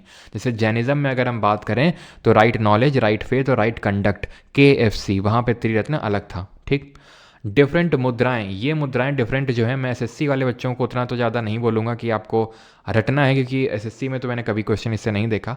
लेकिन जो स्टूडेंट्स यहाँ पर CDS और CAPF के लिए भी प्रिपेयर कर रहे हैं तो उनको यहाँ पर मैं बोलूँगा कुछ मुद्राएं, जैसे कि धर्मचक्र मुद्रा। तो धर्मचक्र प्रवर्तन किसको बोल रहे थे? जो ये अपना पहला सरमन, पहला उपदेश दिया था सारनाथ में। तो जो ये रिप्रेजेंट करता है बुद्धा जी की टीचिंग को। भूमि स्पर्श मुद्रा, जहाँ पर बुद्ध जी ने, अगर आप ध्यान से देखें तो एक हाथ अपना भूमि पे यानी अर्थ पे टच कर रखा है, यानी कि वो ये रिप्रेजेंट कर रहे हैं, किया जा रहा है कि बुद्ध जी अर्थ से बोल रहे हैं कि you are the witness of my enlightenment. जो मुझे निर्वाण की प्राप्ति हुई है उसके आप एनलाइटन, मतलब उसके आप काइंड ऑफ क्या हो, आप उसके क्या, अभी मैंने बोला मतलब उसके विटनेस हो, ठीक है। आप उसको ऑब्जर्व कर रहे हो कि हाँ मुझे निर्वाण की प्राप्ति हुई। तो वो चीज़ मतलब आपसे पूछेगा कि भूमि स्पर्श मुद्रा क्या दिखाता है, क्या शोकेस करता है। तो धर्मचक्र हमने मुद्रा देखी, भूमि स्पर्श। ऐसे अभय मुद्रा है। अभय मुद्रा जो है फियरलेसनेस को सिंबलाइज करती है ना, कि बिल्कुल सारे डर से मुक्ति प्राप्त कर ली है गौतम बुद्ध जी ने, ठीक है। तो ये अभय मुद्रा ये दिखाता है।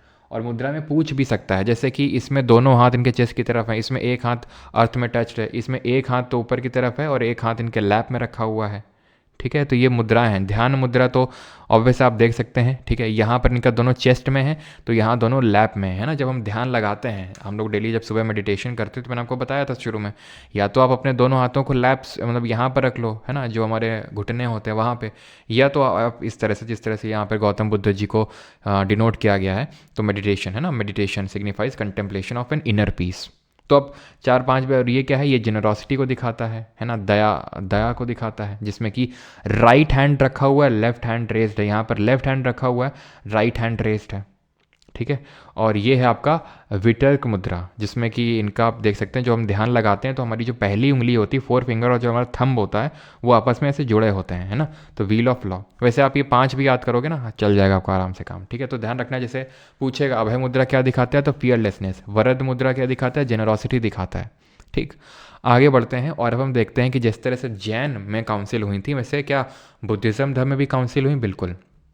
तो जब गौतम बुद्ध जी की जब डेथ हो गई 483 BC में, तो उसके बाद यहाँ पर हुई क्या, बुद्धिस्ट काउंसिल, कि जो बुद्धा जी की टीचिंग्स हैं उनको क्या किया जाए, कंसोलिडेट किया जाए। तो पहली हुई राजगिरी में, ठीक है, दूसरी हुई वैशाली में, तीसरी हुई पाटलिपुत्र में, और चौथी हुई कुंडल वन कश्मीर में। कश्मीर में जो जगह पड़ती है कुंडल वन, वहाँ पर हुई थी ये ये चीज़ आपको ध्यान रखनी है। तो कब हुई थी? 483 बीसी में ये हुई। उसके 100 साल बाद 383 बीसी। अगेन अगर हम देखें तो 100 साल अगर करेंगे, इसमें 100 घटाएंगे तो 283 आएगा, तो रफली उसी के आसपास है 250 बीसी। और ये 72 एडी। किसने पैटर्नाइज किया था का मतलब होता है किसने खर्चा उठाया था इस काउंसिल का? तो अजात शत्रु ने। कौन था अजात शत्रु, कौन था काला अशोक, कौन था अशोक, कौन था कनिष्क, वो सब आपको अभी अब मंडे से सब आप धीरे धीरे सब आपको पता चलने लगेगा जब हम महाजनपद पढ़ेंगे। तो इसको पैटर्नाइज किया था अजात शत्रु ने, इसको काला अशोक ने, इसको अशोक ने और इसको कनिष्क ने। प्रेसिडेंसी की अगर बात करेंगे तो महाकश्यप, ठीक है, जैसे कि पहले जैन जो काउंसिल हुई थी उसको मौर्य चंद्रगुप्त मौर्य के जो बेटे थे बिंदुसार, उन्होंने खर्चा उठाया था पैटर्नाइज से, लेकिन उसको लीड किसने किया था, चेयरमैनशिप किसने करी थी? तो वो स्थूल बाहु ने करी थी। तो उसी तरह यहाँ पर किसने लीड किया? महाकश्यप। इसको सबकाम, इसको मोगलीपुत्र तिस्सा और इसको वासुमित्र। ऐसे याद कर लो, MS MB, ठीक है, MSMB। इसको ऐसे याद कर लो, AK। अब ये काम आ जाता है। जैसे कई बार आपसे पूछ लेगा कि बताओ सेकंड बुद्धिस्ट काउंसिल किसने लीड किया, तो ये तो आपको पक्का पता है कि भाई उसी ने लीड किया जिसका नाम के से शुरू हो रहा है। और अगर एक ही ऑप्शन है ऐसा जिसका नाम के से शुरू हो रहा है तो बिना मतलब आपका क्वेश्चन आराम से बन जाएगा, ठीक है। वैसे तो आपको अभी याद हो जाएंगे जब आपको पता चलेगा अजात शत्रु कौन था, काला अशोक कौन था, लेकिन फिर भी कई बार हम ऑर्डर थोड़ा गड़बड़ा देते हैं, तो उसके लिए याद रखने के लिए, ऑर्डर याद रखने के लिए वो एक याद रहेगा आपको। तो आपको याद रहेगा, हाँ, ए से अजात शत्रु, के से काला अशोक, फिर कनिष्क, इस तरह से, ठीक। अब आते हैं डिफरेंट जो सेक्ट होते हैं बुद्धिज़्म में। अब हुआ क्या, जो चौथी वाली बुद्धिस्ट काउंसिल हुई थी, यहाँ आते आते तक बुद्धिज़्म में भी फूट पड़ गई। फूट पड़ गई का मतलब है कुछ लोग कुछ और विचारधारा, जैसे कि हमने देखा था हमारे जो ऑर्थोडॉक्स स्कूल ऑफ थॉट थे तो 6 थे कि नहीं थे, है ना। उत्तर मीमांसा, पूर्व मीमांसा, हमारा संख्य फिलॉसफी हो गई, है ना, जो हमारे गौतम थे उन्होंने न्याय फिलॉसफी दी थी, तो बहुत सारी फिलॉसफी निकल के आई थी उसमें। तो उसका मतलब क्या है, हर कोई ऑर्थोडॉक्स स्कूल ऑफ थॉट था, हर कोई वेदों में बिलीव कर रहा था, लेकिन हर किसी का एक सोचने का नज़रिया अलग था। तो वैसे ही यहाँ पर भी हुआ, हर बुद्धिज़्म में बिलीव करते थे लेकिन अलग अलग फॉर्म ऑफ बुद्धिज़्म निकल आए। फोर्थ बुद्धिस्ट काउंसिल में, यहाँ पर फोर्थ बुद्धिस्ट काउंसिल में Buddhism was divided into 2 sects. ध्यान रखना, Buddhism divided into 2 sects, 2 sect में बट गया, हीनयान और महायान। ये तो बाद में निकल गया, पहले हीनयान महायान समझते हैं। They did not believe in the idol worship. ये साउथ इंडिया जो है ना हमारा, वहाँ पर मेनली ये इन्फ्लुएंस हुआ था। ये आइडल वर्शिप पे बिलीव नहीं करते थे, मूर्ति पूजन पे, और ना ही ये इस पे बिलीव करते थे कि बुद्धा जी का फिर से जन्म होगा, रीबर्थ होगा। लेकिन महायान ये आइडल वर्शिप पे बिलीव करते थे, और ये they did believed in the rebirth of Buddha, ठीक है, believed in rebirth of Buddha, कि बुद्ध जी का रीबर्थ यानी कि जन्म होगा। हीनयान के जो टेक्स्ट लिखे हुए हैं वो पाली में लिखे हुए हैं, पाली भाषा में, और महायान के जो टेक्स्ट लिखे हुए हैं संस्कृत भाषा में लिखे हुए हैं, ठीक है। वज्रयान जो फॉर्म ऑफ बुद्धिज़्म है ये तिब्बत के आसपास ओरिजिनेट हुआ, और ये खासकर जो वेस्ट बंगाल वाला जो एरिया है, सिक्किम वाला एरिया, वहाँ पर देखने को मिलेगा। ये तांत्रिक फॉर्म ऑफ बुद्धिज़्म कहलाया जाता है, जहाँ पर बहुत ज़्यादा टोना टोटका ये सब होता है इस फॉर्म ऑफ बुद्धिज़्म में, ठीक है। बुद्धिज़्म का जन्म ही हुआ इसीलिए हुआ था कि ये रिचुअल सब फालतू होते हैं, लेकिन इसमें भी रिचुअल ऐड हो गए, ठीक है, बाद में जाके। और एक फॉर्म ऑफ और वैसे बुद्धिज़्म होता है जिसको हम बोलते हैं थेरावादा फॉर्म ऑफ बुद्धिज़्म। ये मेनली आपको ये भी तिब्बत और खासकर जो चाइना का ईस्टर्न पार्ट है वहाँ देखने को मिलेगा। वैसे तो आपको बता दूँ, हीनयान और महायान में, ये हीनयान जो है ना आपको श्रीलंका हो गया, है ना, कंबोडिया हो गया, ये जितने भी साउथ ईस्टर्न जो कंट्रीज़ हैं, लाओस, कंबोडिया, थाईलैंड, वियतनाम, यहाँ पर, ठीक है। महायान अगर आप जाओगे ना तो चाइना, जापान, ठीक है, साउथ कोरिया, यहाँ इन जगहों में आपको महायान फॉर्म ऑफ बुद्धिज़्म देखने को मिलेगा। अब ये बोधिसत्व कौन होते हैं, तो ध्यान रखना, बोधिसत्व का संबंध है महायान धर्म, महायान फॉर्म ऑफ बुद्धिज़्म से। ये वो लोग हैं जिन्होंने बहुत मेडिटेशन किया निर्वाण अटेन करने के लिए, लेकिन ये निर्वाण के पाथ पे गए नहीं। उस पाथ पे इसलिए नहीं गए सो दैट जो इनको ज्ञान की प्राप्ति हुई वो उसको बाकी लोगों पे ट्रांसफर कर सके, यानी कि they gave up on their path of nirvana to achieve और टू टीच देयर डिसाइपल्स, ठीक है। वो अपने डिसाइपल्स को या फिर उस ज़्यादा से ज़्यादा लोगों को बुद्धिज़्म के बारे में बता सकें, इसलिए उन्होंने अपना जो रास्ता है वो छोड़ा निर्वाण अटेन करने का, जैसे वज्रपाणी, अवलोकितेश्वरा और अमिताभ, ठीक है। ये कुछ बोधिसत्व के नाम हैं। बुद्धिस्ट टेक्स्ट हैं हमारे कुछ जो पाली में लिखे गए हैं, जिनको हम त्रिपिटक के नाम से जानते हैं। त्रिपिटक में आते हैं हमारे सूत्र पिटक, विनय पिटक, अभिधम पिटक, ठीक है। तो सूत पिटक में बुद्धा जी की टीचिंग्स लिखी हुई हैं, उनके सरमन्स लिखे हुए हैं।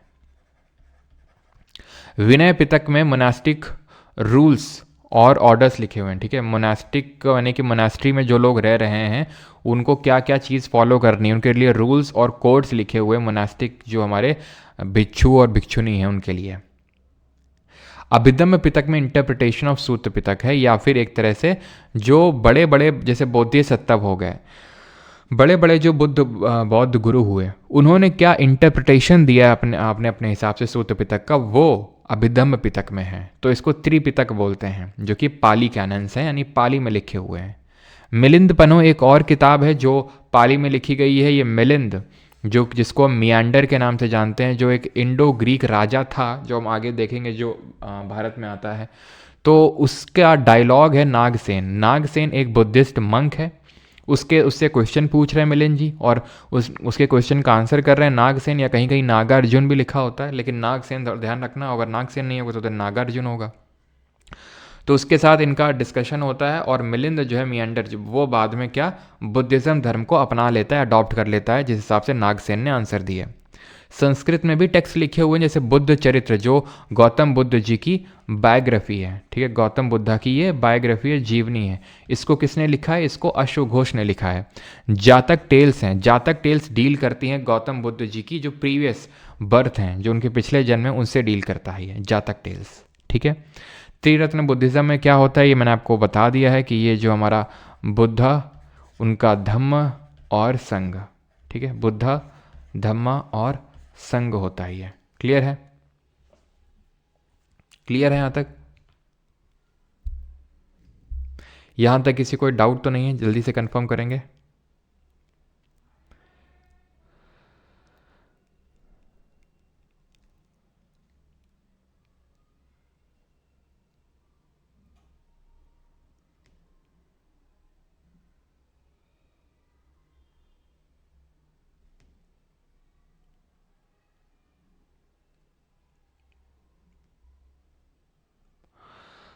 सर वो बास्केट्स क्या थे? पिटाका का मतलब बास्केट होता है। ये जो पिटाका होता है इसका मतलब बास्केट होता है। पिटाका का मतलब बास्केट होता है। गौतम बुद्ध के दर्शन के बारे में बताएं सर। ओशो इज़ लाइव जी। यहाँ पर फिलॉसफी की क्लास नहीं चल रही है ना, हम एग्ज़ाम क्रैक करने के लिए पढ़ रहे हैं। तो जो फोर नोबल ट्रूथ और जो अष्टांगिका मार्ग पढ़ा है, सिर्फ उतना ही जानने की हमें यहाँ पर ज़रूरत है ना।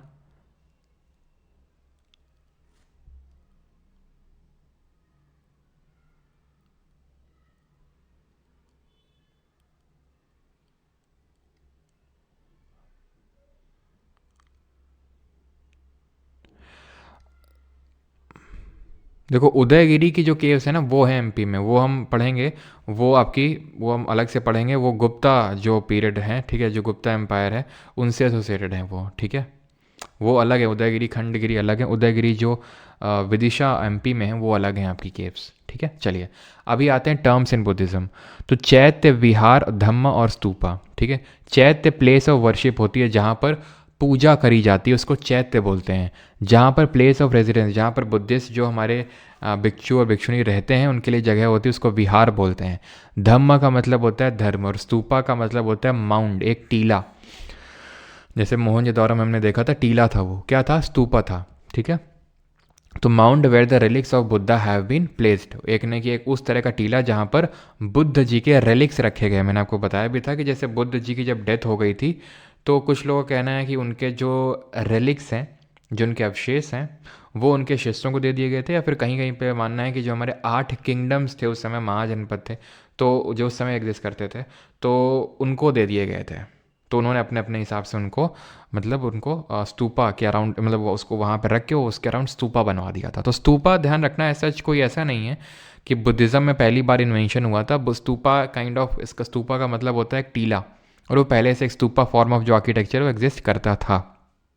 ठीक है, अब यहाँ से हम पढ़ने वाले स्तूपा के बारे में, जो कि काफ़ी इंपॉर्टेंट है एसएससी पर्सपेक्टिव से भी, और जो यूपीएससी पर्सपेक्टिव है, दोनों पर्सपेक्टिव से काफ़ी क्वेश्चंस आए हैं। अभी जब हम क्वेश्चन देखेंगे तो आपको खुद ही समझ में आ जाएगा। ठीक है, तो जो लोग नींद के झोंके में थे तो कृपया जाग जाएं अभी, और स्तूपा के बारे में ध्यान से पढ़ें। स्तूपा सबसे पहली बात तो भगवान बुद्ध जी के किस लाइफ इंसिडेंट्स को डिनोट करता है, ज़रा बताएंगे कॉमेंट में। देखते हैं कितने लोग सो रहे थे।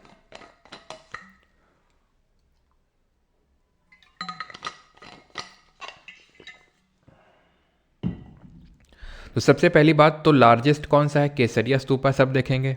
अभी सब भूल जाओ, ठीक है, स्तूपा के बारे में सब कुछ भूल जाओ। स्तूपा के अभी हम आर्किटेक्चर को पढ़ेंगे कि स्तूपा का आर्किटेक्चर क्या होता है, यानी कि किस तरह से स्तूपा में कौन सा पार्ट क्या है। तो सबसे पहली बात तो यहाँ पर आपको दिख रहा होगा, उसमें मत देखो जो पिछली वाली पिक्चर थी, आप यहाँ पर जो मैं बना रहा हूँ वो देखो, ठीक है, नहीं तो फिर काफ़ी कन्फ्यूजन हो जाएगा, ठीक है। ये इसको जो बोलते हैं, जो बड़ा सा गुंबद दिख रहा है ना आपको, ये गुंबद, बड़ा सा गुंबद इस तरह से उस साइड भी है आपका, ठीक है, तो इसको बोलते हैं अंड, ठीक है। ये हेमिस्फेरिकल डोम लाइक स्ट्रक्चर होता है, ठीक। ये जो आपको दिख रहा है ऐसा बॉक्स टाइप बना हुआ है, इसको बोलते हैं हर्मिका। ये जो आपको 3 छाते दिख रहे हैं, ये 3 छाते, इसको छत्र बोला जाता है, छत्र बोला जाता है। और ये 3 ही छाते क्यों हैं, कोई बताना चाहेगा, गेस करो 3 ही छाते क्यों हैं इससे। और ये 3 छाते की जो कोई डंडी दिख रही है आपको, डंडी सी इस तरह से डंडी है, ये डंडी को बोलते हैं। वैसे डंडी के बारे में पूछता तो नहीं है ज़्यादा, लेकिन नोट कर लो फिर भी, खासकर जो यूपीएससी वाले अगर सीडीएस या सीएपीएफ का कोई स्टूडेंट है, मतलब जो स्टूडेंट है, तो थोड़ा ध्यान रखना, यष्टि बोलते हैं इसको, ठीक है। बाकी ये मत सोचना, ठीक है, एसएससी वालों, कि ये मतलब हमारे लिए इम्पोर्टेंट नहीं है। सबसे ज़्यादा सवाल तो इसी से ही आते हैं एसएससी में, ध्यान रखिएगा इस चीज़ को। मैं ये बस इतना बोल रहा हूँ कि यष्टि ध्यान में रखना, और बाकी जो सीरियस सीएपीएफ वाले में तो थोड़ा ज़्यादा अच्छे से ध्यान रखना इस यष्टि के बारे में, क्योंकि एसएससी में यष्टि से क्वेश्चन नहीं अभी तक बना है, ठीक। छत्र 3 इसलिए हैं बिकॉज ये जो त्रिरत्न है बुद्धिज़्म में, बुद्धा, धम्मा और संघा, उसको रिप्रेजेंट करता है ये, ठीक। ये जो आपको गेटवे दिख रहा है, ठीक है, 2 पिलर लाइक स्ट्रक्चर ये, ठीक है, इनको बोला जाता है गेटवे को तोराना, ठीक है, तोराना बोला जाता है इसको, ठीक। ये जो आप देख रहे हैं ये रेलिंग टाइप, ये मेधी है। ये जो आप ये बड़ी सी रेलिंग देख रहे हैं, ये बाहर जो ये आपकी वेदिका है, वेदिका है। और यहाँ पर जब आप घुसोगे और जो घूमोगे यहाँ पे ऐसे चलोगे, ये जो पथ है, ठीक है, जो अंदर, अब मैं दिखा नहीं पा रहा हूँ, समझ पा रहे हो मेरी भावनाओं को, कि आप जैसे यहाँ से एंटर करोगे तो यहाँ पर जो रास्ता है उसको बोलते हैं प्रदक्षिणा पथ, प्रदक्षिणा, हट जाओ तो राना, ठीक है, इसको बोलते हैं प्रदक्षिणा पथ, ठीक है। और ये क्या है, ये आपके तोराना है, गेटवे जो होते हैं उनको, बस ख़त्म।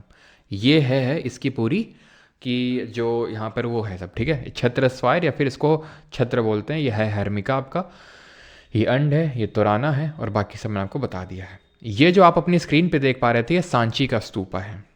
अब ये जो सांची का स्तूपा है ये बहुत इंपॉर्टेंट हो जाता है हमारे लिए, बिकॉज ये इंडिया का ओल्डेस्ट स्तूपा है। इसको बनवाया गया था 3rd सेंचुरी बीसी के टाइम पे अशोक के द्वारा। अशोक ने इसको 3rd सेंचुरी बीसी में बनवाया था, लेकिन इसका मतलब ये नहीं है कि तब से वैसा ही का वैसा, ये नहीं, बनवाया तो अशोक ने, लेकिन मेन बाद में फिर आगे जाके काम करवाया।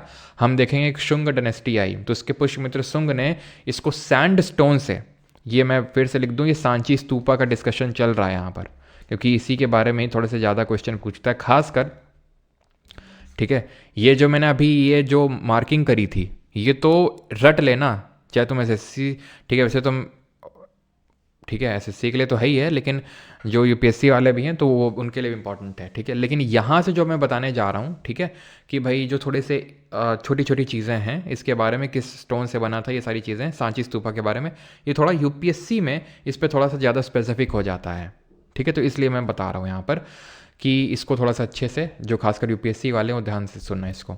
सांची स्तूपा है, तो इस पे बाद में 1st सेंचुरी बीसी के टाइम पे भी शुंग डायनेस्टी, जो मौर्य डायनेस्टी के बाद आई थी, हम आगे चल के देखेंगे, तो उसने इसको सैंड स्टोन से इसकी कार्विंग करवाई थी। ये जो आप देख पा रहे हैं अभी करेंटली, तो ये ऐसा नहीं है कि ऐसा ही था, ये बाद में इस पर काम करवाया गया था सैंड स्टोन से शुंग डायनेस्टी के द्वारा।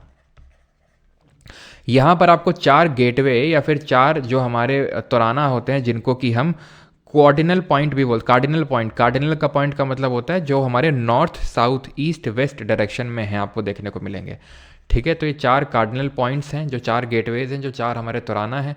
जब इसकी डिस्कवरी हुई थी सबसे पहली बार, किसने करी थी, कोई बताना चाहेगा इसकी डिस्कवरी किसने करी थी? तो हेनरी टेलर करके थे, उन्होंने सबसे पहले इसकी डिस्कवरी करी थी, हेनरी टेलर ने। ईयर तो अभी मैं रिकॉल नहीं कर पा रहा हूँ, ठीक है। आई थिंक 1838 ऐसा करके कुछ ईयर था जिसमें इन्होंने डिस्कवरी करी थी। एक बार नहीं होगा तो मैं नोट्स में इसको ऐड करवा दूंगा, बाकी आप देख सकते हैं गूगल करके भी, लेकिन शायद 1838 था। इसके बाद हेनरी टेलर ने किया था, ठीक है। तो ये पहली बार किसने किया था, ये चीज़ ध्यान रखना। बाद में तो फिर अलेक्जेंडर कनिंघम ने भी इस पे साइंटिफिकली उन्होंने बोला था। हेनरी टेलर के बाद जो अलेक्जेंडर कनिंघम थे, जो आर्कियोलॉजिकल सर्वे ऑफ इंडिया के पहले डायरेक्टर थे, उन्होंने इसको साइंटिफिक तरीके से इसका एक्सकेवेशन वगैरह, इस पर रिसर्च वगैरह स्टार्ट करवाई। और बाद में जॉन मार्शल, जिन्होंने हड़प्पा की भी इन्होंने क्या की थी, हड़प्पा के एक्सकेवेशंस इन्हीं के टाइम पे हुए थे, मार्शल जी के टाइम पे, तो उन्होंने भी इस पर कुछ ना कुछ काम किया था। लेकिन हेनरी टेलर का नाम मत भूलिएगा आप यहाँ पे, ठीक है। तो 4 गेटवे हैं और सैंडस्टोन से बना हुआ था। क्लियर है इतनी चीज़, ठीक। यहाँ पर जो आप देख पा रहे हैं ये स्ट्रक्चर आपको कुछ दिख रहा है, ये स्ट्रक्चर क्या है, ये एक्चुअल में स्ट्रक्चर है शाल भांजिका का, ठीक है, शाल भांजिका। ये माना जाता है, अब किसी को एग्जैक्टली पता नहीं है कि ये बुद्धा जी की मदर को दिखाया गया है। ये साल ट्री है एक, ठीक है, ये साल ट्री है, उसके नीचे है ये शाल भंजिका। अब है क्या, अब यहाँ पर आपको एक एलिफेंट वगैरह भी दिख रहा होगा, ठीक है, ये लायन दिख रहा होगा। ये बहुत सारी मूर्तियाँ बनी हुई हैं, आप अगर देखें तो ये तो बाहर की साइड से हम देख रहे हैं, ये अंदर की साइड से देख रहे हैं। ये जो मैडम चल रही हैं, ये रेलिंग है, इसको क्या बोलते हैं, मेधी बोलते हैं, ठीक है। तो यहाँ से अगर आप देखेंगे इसको ध्यान से तो देख सकते हैं लायन है, ठीक है। यहाँ पर आपको एलिफेंट भी देखने को मिलेगा, ठीक है। ये शाल भंजिका जी हैं, जो ये आपको ये फीमेल की जो दिख रही है शाल भंजिका जी हैं। तो बहुत सारी यहाँ पर आपको क्या स्कल्पचर्स देखने को मिलेंगे, बहुत सारी कार्विंग्स आपको देखने को मिलेंगी इस तोराना में। और जब ये ध्यान रखिएगा, इसका सांची स्तूपा को पहली बार यहाँ पर देखा गया था हेनरी टेलर जी के द्वारा, जो यहाँ पर हंटिंग के लिए वगैरह के लिए आए थे। तो इसके 3 गेटवे तो सही हालत में थे, 3 तोराना, लेकिन एक गेटवे जो था वो गिरा हुआ था, गिरी हुई हालत में था वो, ठीक है। तो ये चीज़ें आप ध्यान रखेंगे। वो तो हो गया सांची स्तूपा। ये कौन सा स्तूपा है, ये केसरिया स्तूपा है, ठीक है। ये चीज़ें सभी के लिए इंपॉर्टेंट है। ये जो मैंने थोड़ी सी शाल भांजिका जी के बारे में चीज़ बताई, सैंडस्टोन बताया, हेनरी टेलर बताया, ठीक है, ये थोड़ा सा यूपीएससी के लिए चीज़ें ज़्यादा इंपॉर्टेंट हो जाती हैं सीडीएस और सीएपीएफ में। लेकिन अगर हम बात करें जैसे कि ये केसरिया स्तूपा है, ये सबसे बड़ा स्तूपा है, it is the largest stupa, ठीक है। ये कहाँ पर पड़ता है, आपका बिहार में पड़ता है। It is the largest stupa area wise. ये है आपका धामेक स्तूपा, ठीक है, ये आपका धामेक स्तूपा, जो कि अगर आप ध्यान से देखें तो सिलेंड्रिकल फॉर्म में ये है। कहाँ पर, ये आपको देखने को मिलेगा सारनाथ में, जहाँ पे गौतम बुद्ध जी ने अपना पहला सरमन यानी पहला उपदेश दिया था। ये कौन सा है, ये आपका है रामाभर स्तूपा।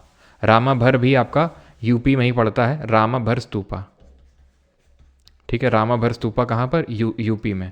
देन ये है आपका तक्षशिला में पड़ता है ये आपका, ठीक है, ये तक्षशिला में पड़ता है। इसको चिर तोप, ठीक है, चिर टोप स्तूपा बोला जाता है, या फिर इसको हम धर्मराजिका स्तूपा के नाम से भी जानते हैं, ठीक है, धर्म राजिका स्तूपा के नाम से भी जानते हैं, ठीक।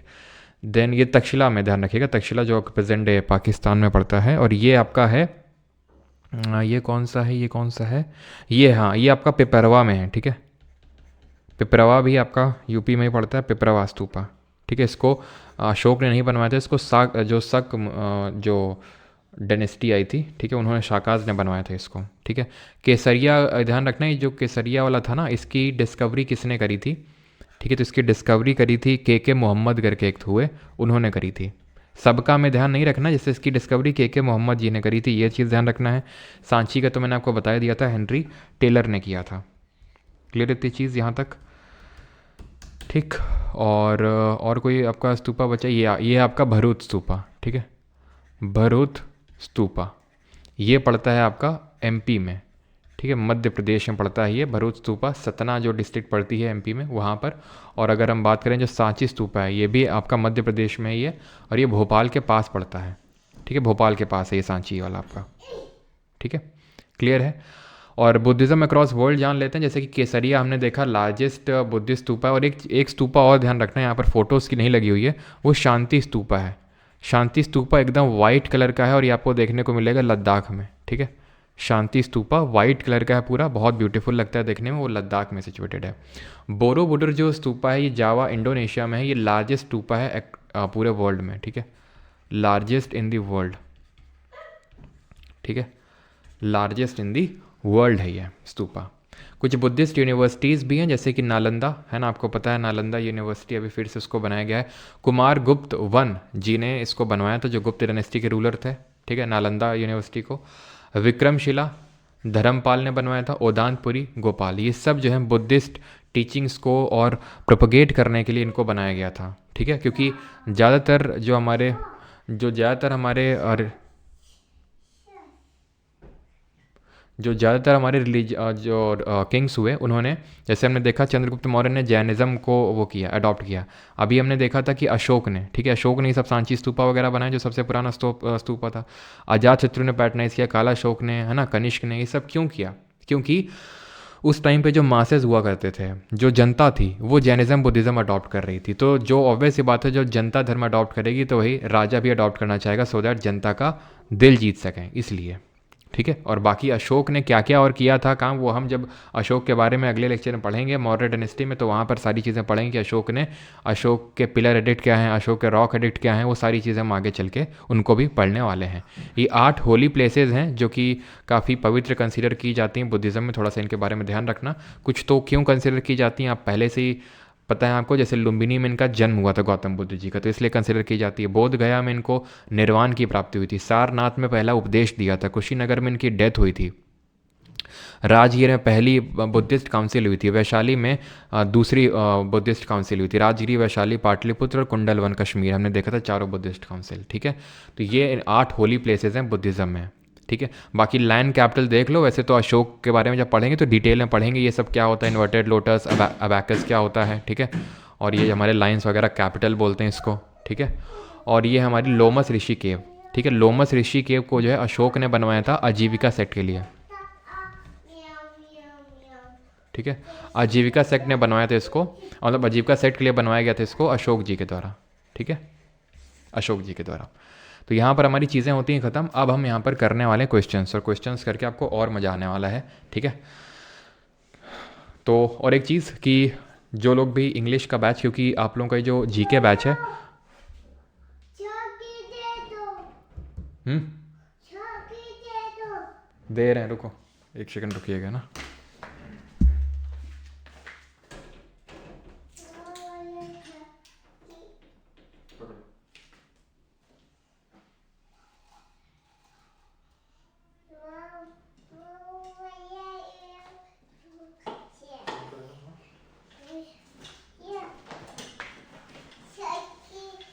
शांत शांत शांत शांत एकदम, ठीक है। तो इसी में आपकी इंग्लिश की क्लासेस भी ऐड करवा दी गई हैं, जो आपका जीके बैच है, ठीक है। और जो लोग बैच में हैं तो उन लोगों को पता होगा आपकी इंग्लिश की क्लासेस भी स्टार्ट हो चुकी हैं। लेकिन जिन लोगों को अलग से अगर इंग्लिश पढ़ना है, ठीक है, तो जैसे मैंने पहले ही बताया था, आप अलग से उन लोगों के लिए भी बना दिया गया बैच, कि अगर आप बैच में नहीं है जीके वाले बैच में और आपको इंग्लिश पढ़ना है, डेमो क्लासेस भी अपलोडेड हैं, आप जाके परमार अकेडमी ऐप पे चेक कर सकते हैं कि जिन लोगों को भी इंग्लिश में अगर प्रॉब्लम है तो पढ़ सकते हैं। 99 रुपीज़ सिर्फ, काफ़ी भारी अमाउंट है, ठीक है, फीस में आप एनरोल कर सकते हैं। बाकी अगर किसी को कोई डाउट वगैरह होता है तो ये आप यहाँ पर जाके चैट वाले सेक्शन में जाके पूछ सकते हैं, ऑलराइट। बाकी अगर आप परमार जीके बैच में हैं तो आपको इंग्लिश में अलग से एनरोल करने की ज़रूरत नहीं, ना तो इंग्लिश ना तो कंप्यूटर, सब आपको इसी के अंदर बैच के अंदर ही सारी चीज़ें देखने को मिल जाएंगी, ऑलराइट। अब किसी को कुछ डाउट होगा तो जल्दी से पूछ लेगा, और तब तक मैं यहाँ पर क्वेश्चन लगा देता हूँ, बाकी लोग क्वेश्चन सॉल्व करेंगे, ठीक है। या तो हम पहले उसके कर लें क्या, पहले एसएससी वाले कर लेते हैं, देन हम कर लेते हैं ये वाले, ठीक है। पहले एसएससी वाले कर लेते हैं, देन हम ये वाले करेंगे जो सीडीएस सीएपीएफ में पूछे गए।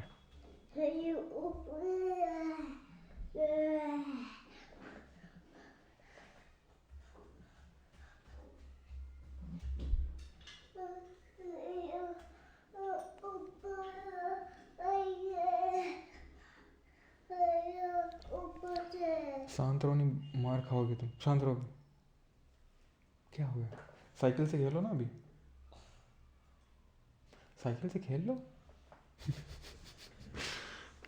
रुकना अभी, ठीक है।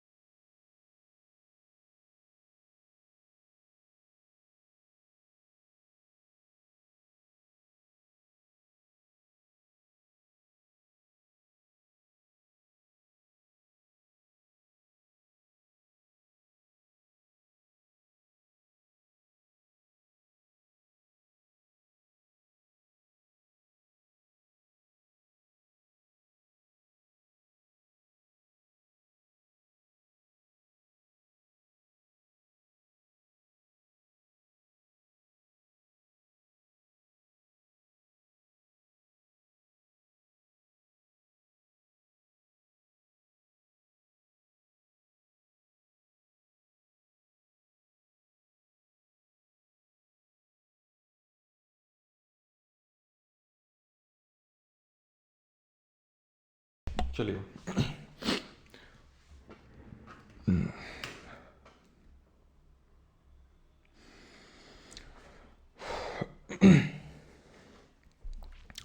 तो according to Jain philosophy the term Jina means, तो लॉर्ड फ्री फ्रॉम फेटर्स वर्दी या फिर कॉन्करर।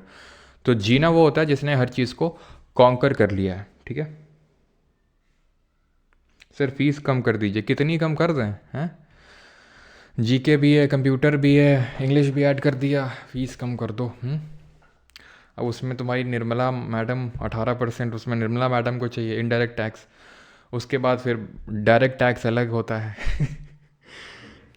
और उसमें ऐप वालों का कमीशन अलग होता है, पेमेंट गेटवे का अलग होता है। तुमको लगता है ना? ये फीस कॉन्करर बिल्कुल। In which of the following state was lord Mahavira born, तो महावीर जी का जन्म किस स्टेट में हुआ था? महाराष्ट्र, कर्नाटका, बिहार या गुजरात में? तो हुआ था आपका बिहार, है ना। सर बच्चे को तंग क्यों कर रहे हो? तंग नहीं कर रहे हैं। At the age of dash Mahavira left home and went to live in a forest. अच्छा, किसी को मैंने डाउट वगैरह मैंने आई थिंक देखा नहीं, डाउट तो नहीं है ना उसका जो हम लोगों ने चीज़ें की हैं? मैंने आई थिंक डाउट देखना भूल गया था वो। चलिए, तो एट द एज ऑफ, तो 30 साल की उम्र में गृह त्याग किया था गौतम बुद्ध ने, और सॉरी 29 साल की उम्र में किया था गौतम बुद्ध ने, और 30 साल की उम्र में किया था वर्धमान महावीर जी ने। Where did lord Mahavir attain salvation, तो साल्वेशन की प्राणी की जो उनको कैवल्य की प्राप्ति हुई वो कहाँ पर हुई? तो वो एक्चुअल में, सॉरी साल्वेशन की बात हो रही, साल्वेशन मतलब कि जिन्होंने अपना एक तरह से प्राण त्यागे, वो पावापुरी में हुआ, ऑप्शन नंबर बी में, ठीक है। At which of the following Agama describes non violence in Jainism, तो कौन सा अगम है जो नॉन वायलेंस के बारे में बताता है? अगम का मतलब ये है कोई टेक्स्ट, है ना, कोई लिटरेरी टेक्स्ट। तो ये है आपका सूत कृतंग सूत्र, ठीक है। सूत कृतंग सूत्र है जो कि नॉन वायलेंस के बारे में बताता है, ठीक है। The teachings of Mahavir and his followers were written about 1500 साल ago in the form of in which they are presently available at which place, तो कहाँ पर हैं अभी महावीर जी की ओरिजिनल टीचिंग्स हैं?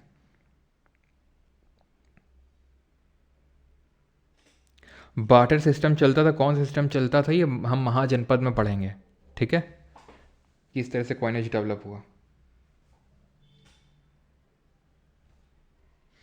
Sir who get the idea to build stupa for the first time after Buddha death? देखिए ये बुद्धा जी की डेथ के बाद कोई कॉन्सेप्ट नहीं आया स्तूपा बनाने का, ये पहले से ही कॉन्सेप्ट एग्जिस्ट करता था मार्केट में। ऐसे कर लो कि भाई माउंड इस तरह से बनाया जाता था कि अगर किसी की डेथ हो गई तो उसको माउंड में बरी कर दिया जाता था, ऐसे टीले टाइप में। तो स्तूपा कोई बहुत ही एकदम न्यू कॉन्सेप्ट नहीं था, ठीक है, ये चीज़ ध्यान रखेंगे। तो ये कहाँ पर होगा? पावापुरी इन बिहार, जहाँ इनकी डेथ हुई थी, नहीं, वल्लभी गुजरात में, जहाँ पर आपकी सेकेंड बुद्धिस्ट काउंसिल हुई थी, ठीक है। The Jain temple at Pattadakal was built by, तो पट्टाडक्कल में जैन टेम्पल, वैसे तो अभी आपके लिए क्वेश्चन काफ़ी टफ होगा, पढ़ाया भी नहीं है, लेकिन जब आप आगे पढ़ लेंगे, मिडिवल तक में आ जाएंगे, तो आपके लिए क्वेश्चन बहुत ही आसान हो जाएगा, क्योंकि आप तुरंत आप बता देंगे कि आप पट्टाडक्कल देखते ही चालुक्य होगा। Name the holy city recognize as the birth place of the first and the fourth Jain tirthankar, तो पहले जैन तीर्थंकर और जो चौथे तीर्थंकर थे उनका जन्म कहाँ पर हुआ था? तो हमने देखा था कहाँ पर हुआ था, अयोध्या में हुआ था, ठीक है, अयोध्या में, option number C. The dash is a Jain text containing the biography, आप देख भी सकते हैं लिखा हुआ था, अगर आपने ध्यान से देखा हो यहाँ पे तो दिखा देता हूँ। ये देखिए, ठीक है, अयोध्या में हुआ था पहले का, ठीक है। जो हमारे 23वें थे पार्श्वनाथ जी थी, उनका वाराणसी में हुआ था, वर्धमान महावीर जी का कुंडग्राम वैशाली में हुआ था, ठीक है। The dash is a Jain text containing the biographies of the Jain तीर्थंकर, मोस्ट नोटेबली पार्श्वनाथ और महावीर। उत्तर ध्यान, आदि पुराण, महापुराण या फिर कल्प सूत्र, जहाँ पर ठीक है, तो ये आपका कल्प सूत्र, option number D will be the correct answer. कल्प सूत्र में क्या है? बायोग्राफी है पार्श्वनाथ और महावीर। पार्श्वनाथ यानी हमारे जो 23वें तीर्थंकर थे, जिनका सिंबल क्या था? सरपेंट यानी कि सांप था, और महावीर जिनका सिंबल लायन था, शेर था। हु वॉज द लास्ट तीर्थंकर ऑफ द जैन, तो लास्ट आखिरी तीर्थंकर कौन थे? यानी 24वें नंबर के वर्धमान महावीर जी थे। Buddha meditated for days on and over a people tree के नीचे उन्होंने मेडिटेट किया था, कहाँ पर? सारनाथ में, बोधगया में, कुशीनगर में या फिर उज्जैन में? तो सारनाथ में तो उन्होंने पहला उपदेश दिया था, पहला सरमन दिया था। बोध गया में जो है इनको ज्ञान की प्राप्ति हुई थी। कुशीनगर या कुशीनारा में इनको महापरिनिर्वाण यानी इनकी डेथ हुई थी, ठीक है, महापरिनिर्वाण, और उज्जैन, ठीक है।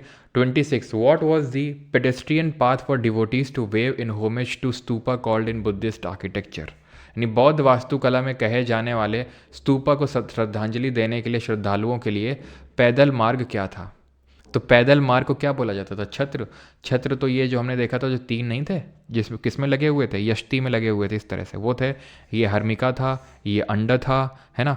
तो ये नहीं होगा, ये नहीं होगा। तुराना गेटवे थे, मेधी, ठीक है। तो मेधी होता था वो जो पेडेस्ट्रियन पाथ था। आगे जो ऊपर वाला जो पेडेस्ट्रियन पाथ था, नीचे वाले को प्रदक्षिणा पथ ही बोलते थे। Which of the following statement correct, कौन सा सही है इसमें? Gautam Buddha belong to a small gana known as Shakya gana and was a Kshatriya. Gautam Buddha passed away at Kushinagar. तो बिल्कुल सही है, पहला भी सही है और दूसरा भी सही है, क्योंकि इनका ये शक्य मुनि थे और तथागत के नाम से इनको जानते थे, और कुशीनारा में इनकी डेथ हुई थी। तो आंसर होगा यहाँ पर option number D, both 1 and 2। Eight which of the following places did Buddha give his first sermon on the 4 noble truth. तो 4 नोबल ट्रूथ पे अपना पहला सरमन इन्होंने कब दिया, कहाँ पर दिया था? मेधी ऊपर वाली रेलिंग को ही बोलते हैं, और मेधी जो प्रदक्षिणा, जो ऊपर वाला पथ है ना, जो रास्ता है, उसको ही बोल देते हैं। ये जो नीचे वाला था उसको प्रदक्षिणा पथ बोलते हैं, नीचे वाली रेलिंग को बोलते हैं जो वेदिका है, ठीक है। क्लियर है? क्योंकि कहीं भी आपको ऊपर वाली रेलिंग या फिर जो ऊपर वाली रेलिंग है या फिर जो उसका जो पाथवे है उसके लिए अलग अलग नाम नहीं मिलेगा आपको, ठीक है। तो ये दिया था सारनाथ वाराणसी में, पहला सरमन। अगला है the first Buddhist council is said to be have patronized by. तो पहले को पैटर्नाइज किसने किया था, कैसे याद किया था? ए के याद है आपको? तो अजात शत्रु, कालाशोक, अशोक और कनिष्क। तो आंसर हो जाएगा option number C. On which city was the third Buddhist council. तो तीसरी बौद्ध संगीति कहाँ हुई थी? तो राजगिरी, वैशाली, पाटलिपुत्र, कुंडलवन, कश्मीर। तो कहाँ हुई थी? पाटलिपुत्र में, ठीक है। Which Kushan ruler was famous in history was a great patron of Buddhism and organize the fourth Buddhist council. तो चौथी बौद्ध संगीति को किसने ऑर्गेनाइज किया था? हाँ जी, पाटलिपुत्र सही है। नहीं भाई, नोट्स का अलग से बैच तो नहीं बन पाएगा, ठीक है। तो आंसर क्या होगा? कनिष्क, है ना। कनिष्क ने चौथी बुद्धिस्ट काउंसिल को किया था। फॉस्टर मदर कौन थी? मतलब किसकी फॉस्टर मदर थी? महाप्रजापति गौतमी, जो पहली वेमेन बनी थी जिन्होंने भिक्षुनी बनी थी, यानी कि उस धर्म को अडॉप्ट करने वाली पहली female, Gautam Buddha ji. 33 the earliest Buddhist text were written in. तो पहले जो बुद्धिस्ट अर्लियर टेक्स्ट हैं वो किस लैंग्वेज में, किस भाषा में लिखे गए? तो ये पाली में लिखे गए थे, ठीक है। अर्लीस्ट बुद्धिस्ट जो हमारे टेक्स्ट थे। विच ऑफ द फॉलोइंग, जिसमें कि हमारे अभिधम्म पिटक, सूत पिटक और विनय पिटक तीनों आते हैं ये, ठीक। At which of the following locations is famous for having a hemispherical dome structured monument. तो ये कहाँ पर है? ये सांची में, रांची में नहीं, सांची में। इसको किस नाम से जानते हैं जरा बताइए, हेमिस्फेरिकल डोम को? 35 विच of the following is the largest stupa in India. सबसे बड़ा स्तूपा कौन सा है? तो ये कौन सा है? ये है आपका केसरिया स्तूपा। कहाँ पर है जल्दी से बताएंगे? शांति स्तूपा लद्दाख में, वाइट कलर का पूरा आपको देखने को मिलेगा। और सांची तो हमने देख ही लिया है, ये मध्य प्रदेश में है। और एक चीज़ मैं आपको बताना भूल गया, ठीक है। सांची में, वैसे तो मैं आपको ये बताऊंगा जब स्टैटिक जीके हम लोग पढ़ेंगे, कि ये जो सांची स्तूपा है ना, यहाँ पर आपका चेतियागिरी विहार करके एक फेस्टिवल है, उसको सेलिब्रेट किया जाता है। जो सांची का स्तूपा है यहाँ पर, ठीक है, सांची स्तूपा में यहाँ पर एक फेस्टिवल होता है, चेतियागिरी विहार फेस्टिवल। और इसमें है क्या कि ना, ये जो सांची स्तूपा, बड़ा सा स्तूपा, इसके अराउंड भी स्तूपा हैं कुछ छोटे। तो स्तूपा नंबर 3 में सरीपुत्ता, सरीपुत्ता और महामोगलेना, बिल्कुल रेलवे एनटीपीसी के लिए सफिशिएंट है। महामोगलेना, ये 2 बुद्धा जी के डिसाइपल्स थे, शिष्य थे। इनके रेलिक्स रखे गए हैं और इनके रेलिक्स को ही पूजा जाता है, पूजा की करी जाती है चेतियागिरी विहार फेस्टिवल में, जिसका अभी मैंने कुछ दिन पहले एक छोटा सा वीडियो भी डाला था, अगर आपको पता हो। वैसे ही चीज़ मैं स्टैटिक जीके में भी जब फेस्टिवल पढ़ेंगे तो वहाँ पर भी देखेंगे, एमपी के फेस्टिवल जब देखेंगे, मध्य प्रदेश के, तो ठीक है। अगला है हमारा 36 which is the oldest stupa of Buddhist period. तो बुद्धिस्ट पीरियड का ओल्डेस्ट स्तूपा कौन सा है, सबसे पुराना? तो धामेक तो हमने देखा था, ये कहाँ है जल्दी से बताइए, जो सिलेंडर शेप में है। महाबोधि स्तूपा बोध गया में है। केसरिया स्तूपा सबसे बड़ा है जो बिहार में है। सांची स्तूपा सबसे पुराना है, अशोक के टाइम से बनना शुरू हुआ था, ये सारनाथ में, ठीक है।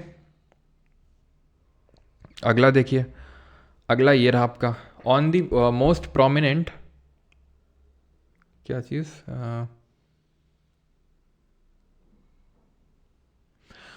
किस करोड़, जम्बिका ग्राम, जम्बिका जो ग्राम है वो आपका बिहार में ही पड़ता है, जो जम्बिका ग्राम है वो बिहार में ही है, ठीक है। One of the most prominent Buddhist structures in India dash stupa at Sarnath was constructed by the great modern king Ashok. तो अशोक ने किसको बनवाया था? धौली, धामेक, भरनौत या फिर ललितगिरी। तो ये बनवाया था जो धामेक का था, ठीक है, सारनाथ में। Who among the following has written the biography of Buddha, Buddh Charitra. तो बुद्ध चरित्र किसने लिखी है? ये संस्कृत लैंग्वेज में, और किसने लिखी? अश्वघोष ने। नागार्जुन या नागसेन और मिलिंद के बीच में डायलॉग हुआ था, जो मिलिंद पन्हों में लिखा हुआ है, ठीक है। अगला है Shailendra kings who founded their empire in South East Asia. तो ये जब हम पढ़ेंगे हम साउथ इंडिया की हिस्ट्री तो देखेंगे, यहाँ पर इंडोनेशिया में शैलेंद्र किंग्स का रूल था। इन्होंने Buddhism, Mahayana form of Buddhism को अडॉप्ट करके रखा हुआ था। इनको चोला डायनेस्टी के रूलर्स ने हराया भी था। With reference to Buddhist architecture what does chaitya mean. तो चैत्य का मतलब क्या होता है? बुद्धा के रेलिक्स, जहाँ बुद्धा के रेलिक्स जो होते हैं उनको चैत्य बोलते हैं। टेम्पल का एंट्रेंस होता है, फिर प्रेयर हॉल होता है। रेजिडेंस या मोनास्ट्री को किस नाम से जाना जाता था? विच of the following structure is associated with Buddhism. Buddhism से कौन सा एसोसिएटेड है? पल्लव, मंडप, शिखर या स्तूपा। तो बहुत आसान सा है, स्तूपा होगा। और अगर हम यहाँ पर बात करें मोनास्ट्री को, जहाँ पर ये लोग रहते थे उसको बोलते थे विहार, जहाँ पर ये लोग वर्शिप करते थे उसको चैत्य बोलते थे।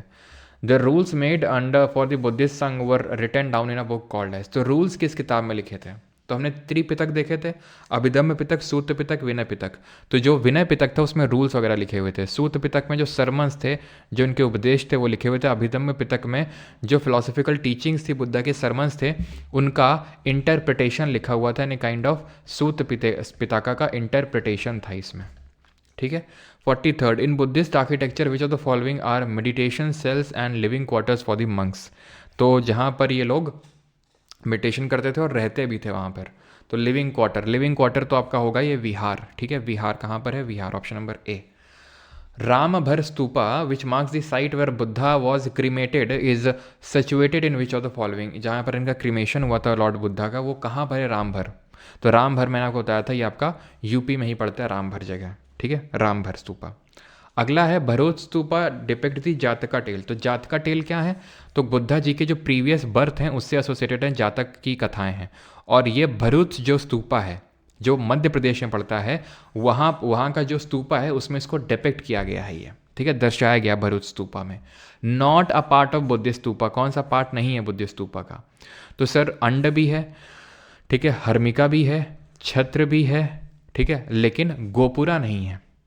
The lion capital was build to commemorate the historical event of Buddha. तो बुद्धा जी के किस पर्टिकुलर इवेंट को कमेमोरेट करने के लिए लायन कैपिटल को बनाया गया था? तो लायन कैपिटल कहाँ है? कहाँ है लायन कैपिटल? तो अभी मैंने नहीं पढ़ाया है, क्योंकि जब अशोक के बारे में देखेंगे तो वहाँ देखेंगे ये क्या होता है लायन कैपिटल। जो मैंने दिखाया नहीं था वो इस तरह से इन्वर्टेड लोटस था, है ना, अबैकस था, और ये शेर बना हुआ था, जो हमारे भारत सरकार का भी नेशनल वो एम्बलम टाइप है। तो लायन कैपिटल सारनाथ में एक पिलर था, वहाँ से निकाला गया था, ये हम पढ़ेंगे। तो सारनाथ में ही क्या दिया गया था? पहला उपदेश दिया गया था। डेथ कहाँ हुई थी? कुशीनारा में हुई थी, ठीक है। 48 Chetiyagiri Vihara is a dash festival celebrated in Sanchi. तो चेतियागिरी विहार फेस्टिवल जिसकी अभी हम चर्चा कर रहे थे, जहाँ पर महामोगलेना और सारीपुत्ता जो उनके डिसाइपल्स थे, उनके रिलिक्स को वर्शिप करने के लिए फेस्टिवल को सेलिब्रेट किया जाता है। तो ये Buddhist, option number D will be the correct answer. Which of the following Buddhist sites is located in UP. तो यूपी में कौन सी है? करले, सारनाथ, अमरावती या फिर सांची। तो सांची तो एमपी में, अमरावती आपकी आंध्रा में, सारनाथ सही आंसर होगा। और 50वां क्वेश्चन और कर लेते हैं, देन उसके बाद हम लोग यूपीएससी के द्वारा जो पूछेगा बढ़िया कायदे के क्वेश्चन है वो करेंगे। Gandhar school of art was influenced by the art of which of the following European countries. तो गांधार स्कूल जो आर्ट है वो इटली की से इन्फ्लुएंस था, बेल्जियम से, हंगरी से, व ग्रीस से। तो ये आपका ग्रीस से इन्फ्लुएंस था, ठीक है, गांधार स्कूल ऑफ आर्ट का। एक क्वेश्चन और करो। With reference to Ajivika consider the following statement. Makkhali Gosala was the prominent teacher of this sect. Ajivika believed in fatalism. बताओ जल्दी से, इसमें से कौन सा सही है? ये इसी बार के सीजीएल के पेपर में क्वेश्चन पूछा गया है, सीजीएल के पेपर में। तो मखाली गौसल जो वर्धमान महावीर जी के साथ गृह त्याग किए थे, है ना, उन्होंने किस उम्र में किया था? 30 साल की उम्र में। लेकिन बाद में इन्होंने आजीविका सेक्ट अपना अलग से बना लिया, जो कि फेटलिज्म में बिलीव करते थे, यानी हर चीज़ फेट यानी कि नियति पे निर्धारित है ना। विच of the following Buddhist sages had initiated the Indo Greek king मियांडर into Buddhist. तो किसने कन्वर्ट किया था मियांडर को बुद्धिज्म में? तो ये किसने किया था? नागसेन ने, क्लियर है? तो एक दो और कर लेते हैं। धार्मिक स्तूपा कहाँ पे, आप कर लेंगे यार, सारनाथ में है। बाकी तो आई थिंक ये पूछ रहा है कि किस मटेरियल से बना है जो पिपरवा स्तूपा है, वो किस मटेरियल से बना हुआ है। तो सैंड स्टोन से तो ध्यान रखना यार, ये सांची वाला बना हुआ है। लेकिन जितना मुझे पता है पिपरवा वाला जो है था वो ब्रिक से बना हुआ था, ईंटों से बना है। ठीक है, ईंटों से होगा ये जो केसरिया धामेक है, ये रामभर है, चिरतोप, ये पिपरवा। ठीक है, ये मोस्टली आपका ब्रिक ईंटों से ही बना है ये। ठीक है,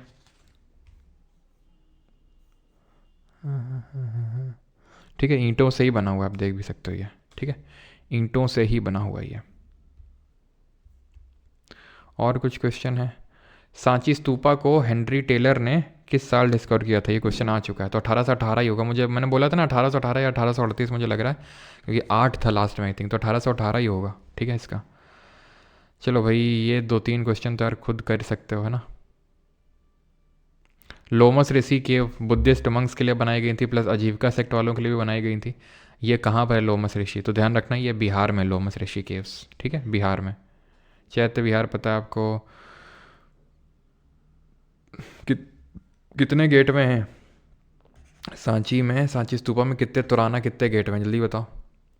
और ये हमें समझ नहीं आता है, मतलब तुम लोग को मतलब बार बार रिपीट करता रहता हूँ, क्वेश्चन लगाने में क्या कोई इंटरेस्ट नहीं रहता क्या? जब पढ़ाओ तो मतलब स्टूडेंट्स की संख्या बढ़ती जाती बढ़ती जाती बढ़ती जाती है, लेकिन जब क्वेश्चन आते तो घटती जाती है। मतलब मैं अपना पर्सनल बता रहा हूँ। ठीक है, जब मैं पढ़ता था, ठीक है, तो थ्योरी से ज़्यादा मुझे क्वेश्चन से मज़ा आती थी, क्योंकि थ्योरी हटे जल्दी से, क्वेश्चन आए तो मज़ा आए। अब हो सकता है कि वो अलग अलग होता है, ठीक है, किससे सबका अलग अलग होता है, लेकिन यार क्वेश्चन जब तक नहीं लगाओगे तब तक कैसे पता चलेगा कि कितना चीज़ें आपको आया नहीं आया। और पहली बात, दूसरी बात, इससे बहुत बढ़िया रिवीजन होता है आपका कि अच्छा ये हुआ, जल्दी जल्दी, बहुत मतलब इंटरेस्टिंग लगना चाहिए आपको कि अब अगला क्वेश्चन क्या आएगा, उसका क्वेश्चन का आंसर कर पाएंगे कि नहीं कर पाएंगे। तो ये होना चाहिए। 4 कार्डिनल पॉइंट्स थे, ठीक है, कंपास में। 4 तुराना था, जिसमें 3 जब हेनरी टेलर को मिले थे तो ठीक हालत में थे, और एक गिरा हुआ था। चीरा तोप किसको मिला था? चीरा तोप जो बता नहीं थे तक्षशिला में है चीरा तोप, तो अलेक्जेंडर कनिंघम को मिला था। ऑप्शन नंबर ए सही आंसर होगा। ठीक है, अलेक्जेंडर कनिंघम। भरूच स्तूपा किसको मिला था?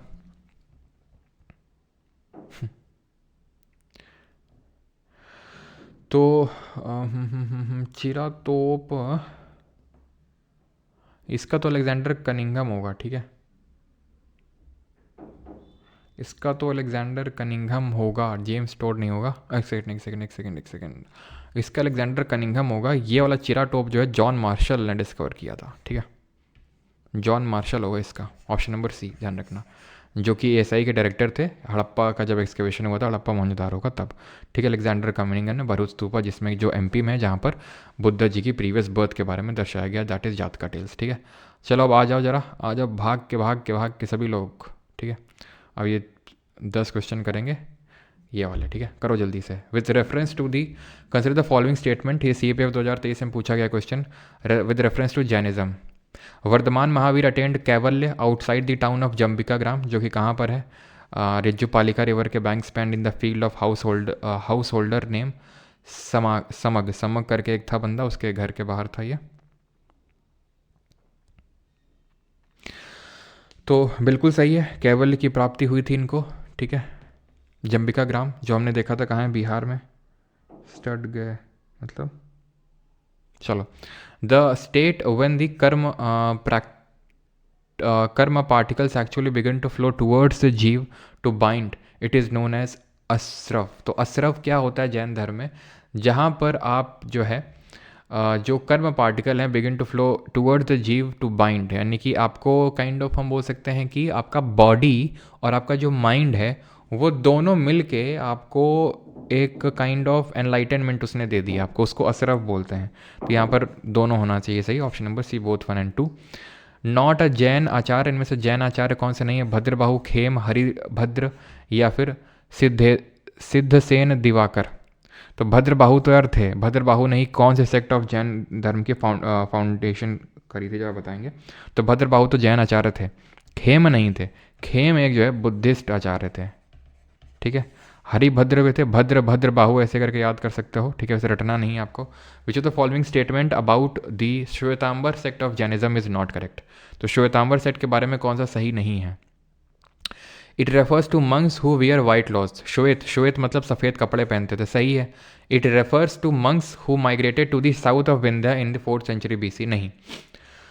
जब अकाल आया था तो एक सेक्ट ऊपर ही रह गया था, ठीक है, जो सफ़ेद कपड़े बाद में पहनने लगा था, और जो नीचे गया था उसको लीड किया था भद्रबाहु ने, और उन्होंने दिगंबर सेक्ट बनाए थे। जब वापस गए थे तो उन्होंने देखा था कि यार ये लोग तो सफ़ेद कपड़े पहनने लगे, तो ये माइग्रेट नहीं किए थे, माइग्रेट किए थे वो जो दिगंबर वाले थे वो, ठीक है।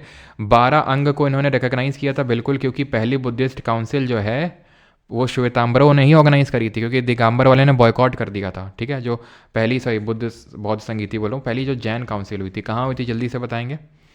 According to Jain tradition who was the first Jain tirthankar, तो पहले जैन तीर्थंकर कौन थे? बिल्कुल सफिशिएंट है शानू जी, SSSB एग्ज़ाम्स के लिए, ठीक है। जितने भी बीच में एग्ज़ाम होते हैं सब अभी सारे स्टूडेंट्स ने क्रैक किए हैं। अभी IB भी आया, IB का फाइनल रिजल्ट आया, कितने सारे स्टूडेंट्स रहे हैं, ठीक है। तो फर्स्ट जैन तीर्थंकर कौन थे? ऋषभ देव थे, option number A will be the correct answer. Parshvanath कौन थे? 23वें नंबर के थे। अरिष्टानेमी 22वें नंबर के थे। वर्धमान महावीर 24वें नंबर के थे, ठीक है। ऋषभ देव जी का सिंबल बताइए जल्दी से। अगला है in Jainism in which of the following does not form of a part of triratna, तो जैनिज्म में त्रिरत्न का पार्ट कौन सा नहीं है? त्रिरत्न जैनिज्म और बुद्धिज्म में अलग अलग पढ़े थे, और जैनिज्म में पढ़े थे KFC, राइट नॉलेज यानी सम्यक जानना, राइट फेथ, ठीक है, साम्यक और राइट कंडक्ट, साम्यक दर्शन, ठीक है। तो साम्यक जानना था ये, और ये साम्यक दर्शन और साम्यक चरित्र, तो साम्यक जानना है, साम्यक चरित्र, साम्यक दर्शन है, साम्यक पंच महाव्रत करके कुछ नहीं था, ठीक है। बुद्धिज्म में क्या था आपका त्रिरत्न? बुद्धा, धम्मा और संघ, ठीक है। CDS math test series, CDS में मैथ की टेस्ट सीरीज अभी नहीं है, अभी सिर्फ GK की टेस्ट सीरीज है CDS के लिए, ठीक है। और उसका अगला टेस्ट परसों होगा संडे को, ठीक है। अर्ली बुद्धिस्ट मतलब पूरा ऑर्डर वाइज चल रहा है, पॉलिटी के 3 टेस्ट होंगे, पहला हो चुका है, कल दूसरा होगा, सिलेबस के अकॉर्डिंग ही होगा, यानी जो जो आपको पहले पूरा शेड्यूल मिल चुका है, जो परमार ऑफिसर्स टेलीग्राम पे अपलोडेड है पहले से आपका, ठीक है, उसके हिसाब से चलो। आगे है तो early Buddhist cultures did not show Buddha in human form, through which of the following symbols was Buddha's presence shown by the early sculptures, तो स्कल्चर्स का मतलब यहाँ पे ये है जो हमारे स्तूपा थे, तो स्तूपा मैंने दिखाया तो मूर्तियाँ टाइप नहीं बनी थी, जिसमें कि एक वो मैंने आपको दिखाई थी शाल भांजिका की, तो वैसे ही बुद्धा जी को अलग अलग फॉर्म में डिपिक्ट किया गया। तो जो अर्ली स्कल्चर्स हैं उसमें बुद्धा जी को एक खाली सीट में, ठीक है, एम्प्टी सीट दिखाई गई है वहाँ पर, ठीक है, व्हील है, एक चक्का, ट्री, स्तूपा, ठीक है। Option number D is the correct answer, empty seat, wheel, tree and stupa. With reference to Indian history, ये सिविल सर्विसेज में पूछा गया क्वेश्चन 2022 में। कंसिडर द फॉलोइंग टेक्स्ट, कौन सा इसमें से जैन टेक्स्ट है? नैति पाकरण, परिशिष्ट पर्वन, अवदान षटक और त्रिशालिटलशन महापुराण, तो बड़े लंबे चौड़े से नाम है, यहाँ पर ध्यान रखना कि जो नेट्टी पारना है और जो आपका ये है आपका अवदान षटक, ये आपका बुद्धिस्ट टेक्स्ट है, ये बुद्धिस्ट टेक्स्ट है। थोड़ा सा डिफिकल्ट क्वेश्चन है नो डाउट, ठीक है, सिविल सर्विसेज का भी है। Option number B will be the correct answer, 2 और 4 तो ध्यान रखेंगे। अब सीधे CAPF में क्या होता है ना कि रेपिटेशन बहुत ज़्यादा होता है PYQ से, जैसे कि हमने देखा भी था वो वाला जब हम चालकोलिथिक स्टोन एज वाला है ना चैप्टर जब कर रहे थे, तो वहाँ पर हमने देखा था एक वेस्ट बंगाल की साइट है, याद है आपको, उसको उड़ीसा करके दिया गया था। तो ये ध्यान रखना 2 और 4 यानी कि परिष्टा पर्वन और ये जो आपकी त्रिशाशिट क्या है ना इसका त्रिषष्टि लक्षण महापुराण, तो ये आपके हैं जैन टेक्स्ट। अब यहाँ पर क्वेश्चन है consider the following pairs, historical person है और इनको किस नाम से जाना जाता था? ये जैन स्कॉलर थे, ये बुद्धिस्ट स्कॉलर थे और वैष्णव स्कॉलर। तो आर्य जो देव थे वो जैन स्कॉलर नहीं थे, ये बुद्धिस्ट स्कॉलर थे, ठीक है। ये क्योंकि बुद्धिस्ट स्कॉलर थे तो ये तो गलत हो जाएगा आपका। और दिगनग ये बुद्धिस्ट स्कॉलर थे ये, और नाथ मुनि ये वैष्णव स्कॉलर थे। वैष्णव स्कॉलर मतलब जो वैष्णवाइट थे, जो विष्णु जी पे बिलीव करते थे, ठीक है। तो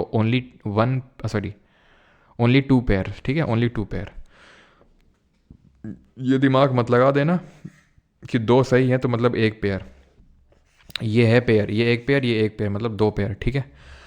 consider the following with reference to ancient India, consider the following statement. The concept of stupa is a Buddhist in origin. Stupa was generally a repository of relics. Relics का मतलब जहाँ पर अवशेष रखे होते हैं.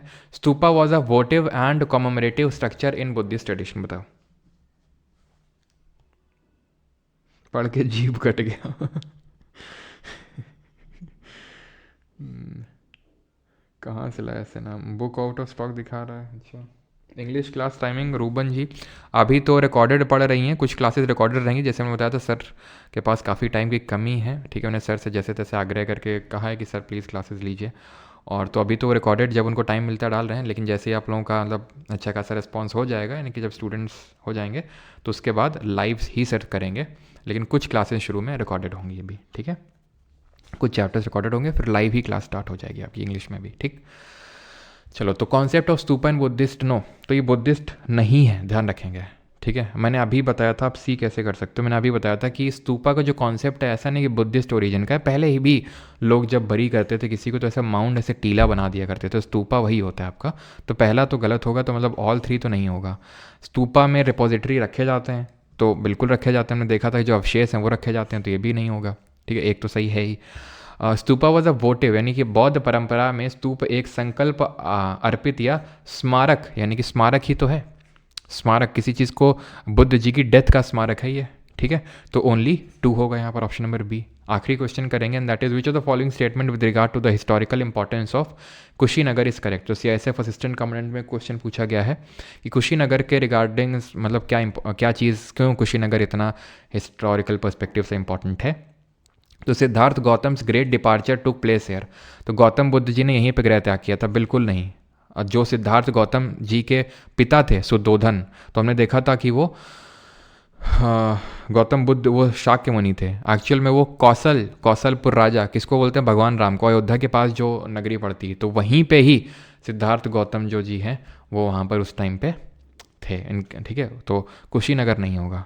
श्रमणा क्या होता है, तो मैंने आपको बताया था, श्रमण का मतलब होता है जो हीट्रोडॉक्स सेक्ट होते हैं, जैन और बुद्धिस्ट, इनको श्रमण बोलते हैं हिंदी, मतलब अगर हम संस्कृत में बात करें तो। एसेटिक का मतलब होता है गृह त्याग, ठीक है, काइंड ऑफ सब कुछ त्याग दिया। Siddharth Gautam obtained is enlightenment नहीं मिला था, बोध गया मिला था। धर्मचक्र प्रवर्तन और सारनाथ में पहला सरमन दिया था, यहाँ पर महापरिनिर्वाण यानी कि डेथ हुआ था इनका, ठीक है। Souls are not only the property of animal and plant life but also of rocks, यानी कि आत्मा केवल जंतु और पादप जीवन की संपदा नहीं है, बल्कि शिलाओं, प्रवाहित जलधाराओं, इनमें भी सोल होता है, इनमें भी आत्मा होती है। ये कौन सा धर्म बोलता है, याद करो, अनेकांतवाद की फिलॉसफी है ना। एक चीज़ को डिफरेंट तरह से देखने का जो एक वो होता है, और साथ ही साथ कि ये जो मतलब एंटायर वर्ल्ड इज़ एनिमेटेड, हर चीज़ में लाइफ है, every thing has a life, ये जैनिज्म धर्म में बोला जाता है, ठीक है। आखिरी क्वेश्चन कर लेंगे with reference to ancient India, Gautam Buddh was generally known by which of the following epithets, तो गौतम बुद्ध को किस नाम से जाना जाता था।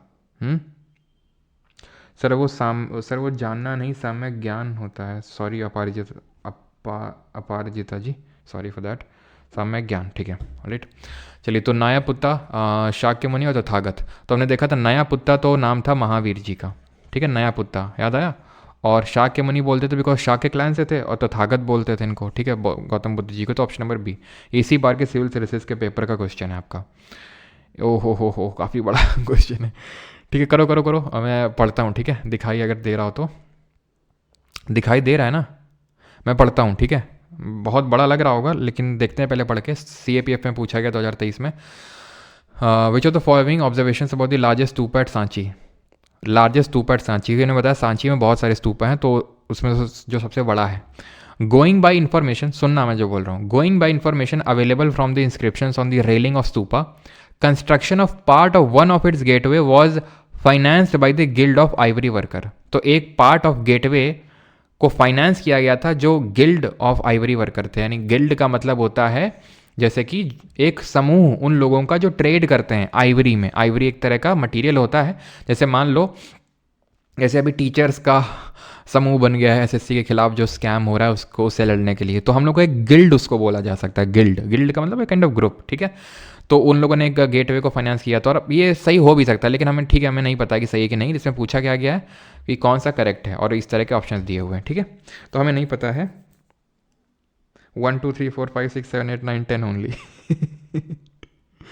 ठीक है, रुक जाओ भी, ठीक है। तो हमें नहीं पता, लेकिन खुद सोचो, और ट्रेडिंग कम्युनिटी ने एक्सेप्ट किया था बुद्धिज्म जैनिज्म को, तो किया होगा, लेकिन नहीं पता, ठीक है। इन इट्स ओरिजिनल और early form this stupa was plain except for the stone railings and the gateways which were richly carved.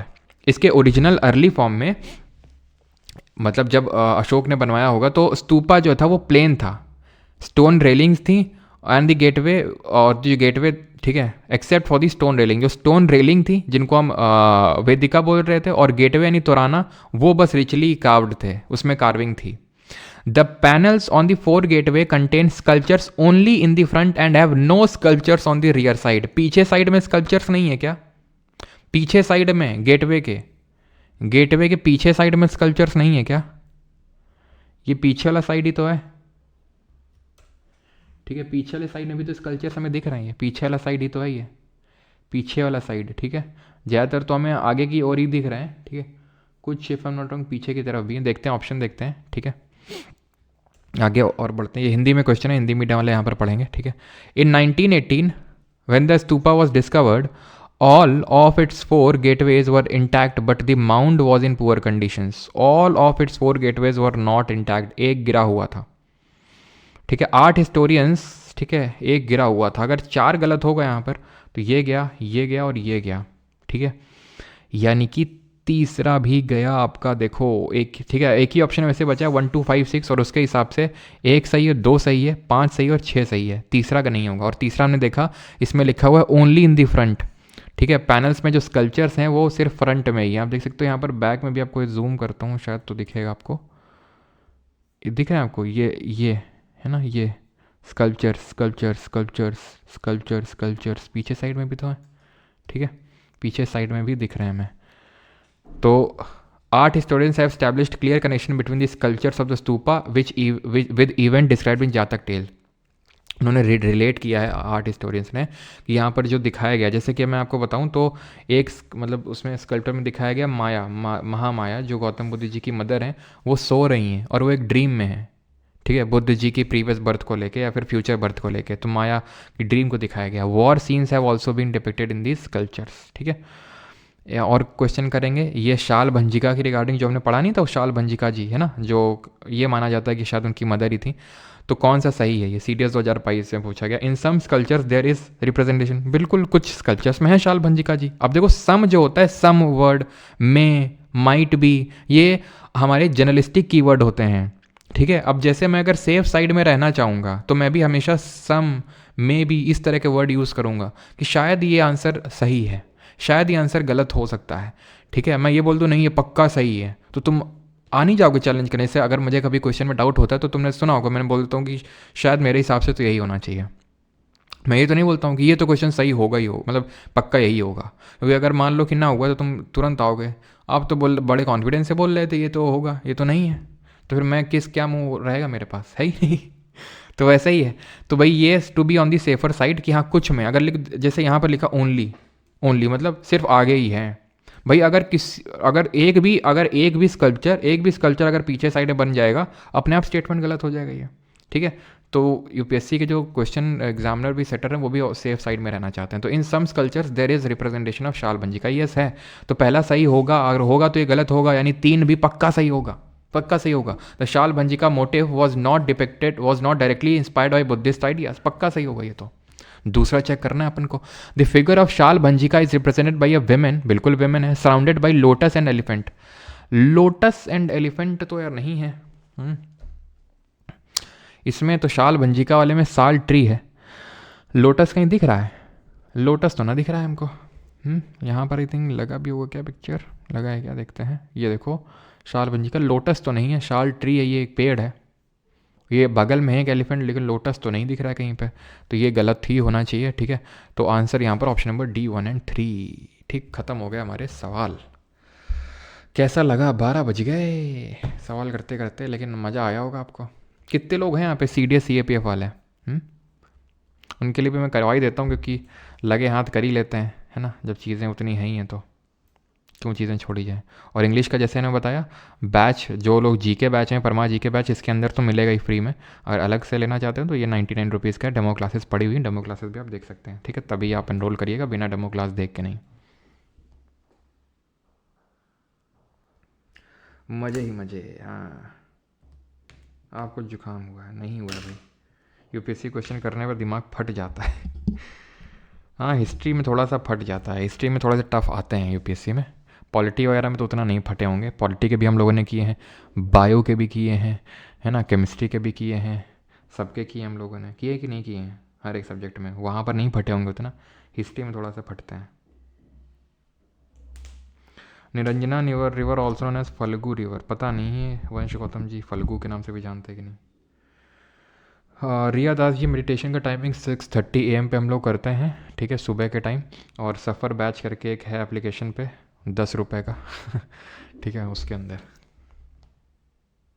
Coupon नहीं है अभी उत्सव जी, ठीक है। 31 का क्या प्लान है हिमांशु? प्लान बेटा बताएंगे तुम्हें हम क्या प्लान है।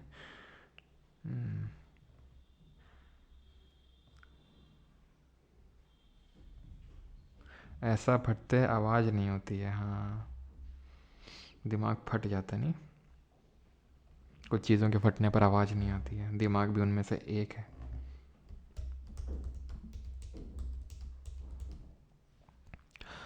इट स्टेम्स फ्रॉम अ लो, एक सेकेंड,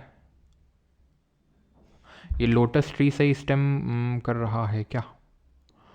लोटस ट्री से तो यार स्टेम नहीं करता वो दिख रहा है। एक बार चलो मैं इसको फिर से ऑफिशियल आंसर की से कंफर्म कर लूँगा, ठीक है।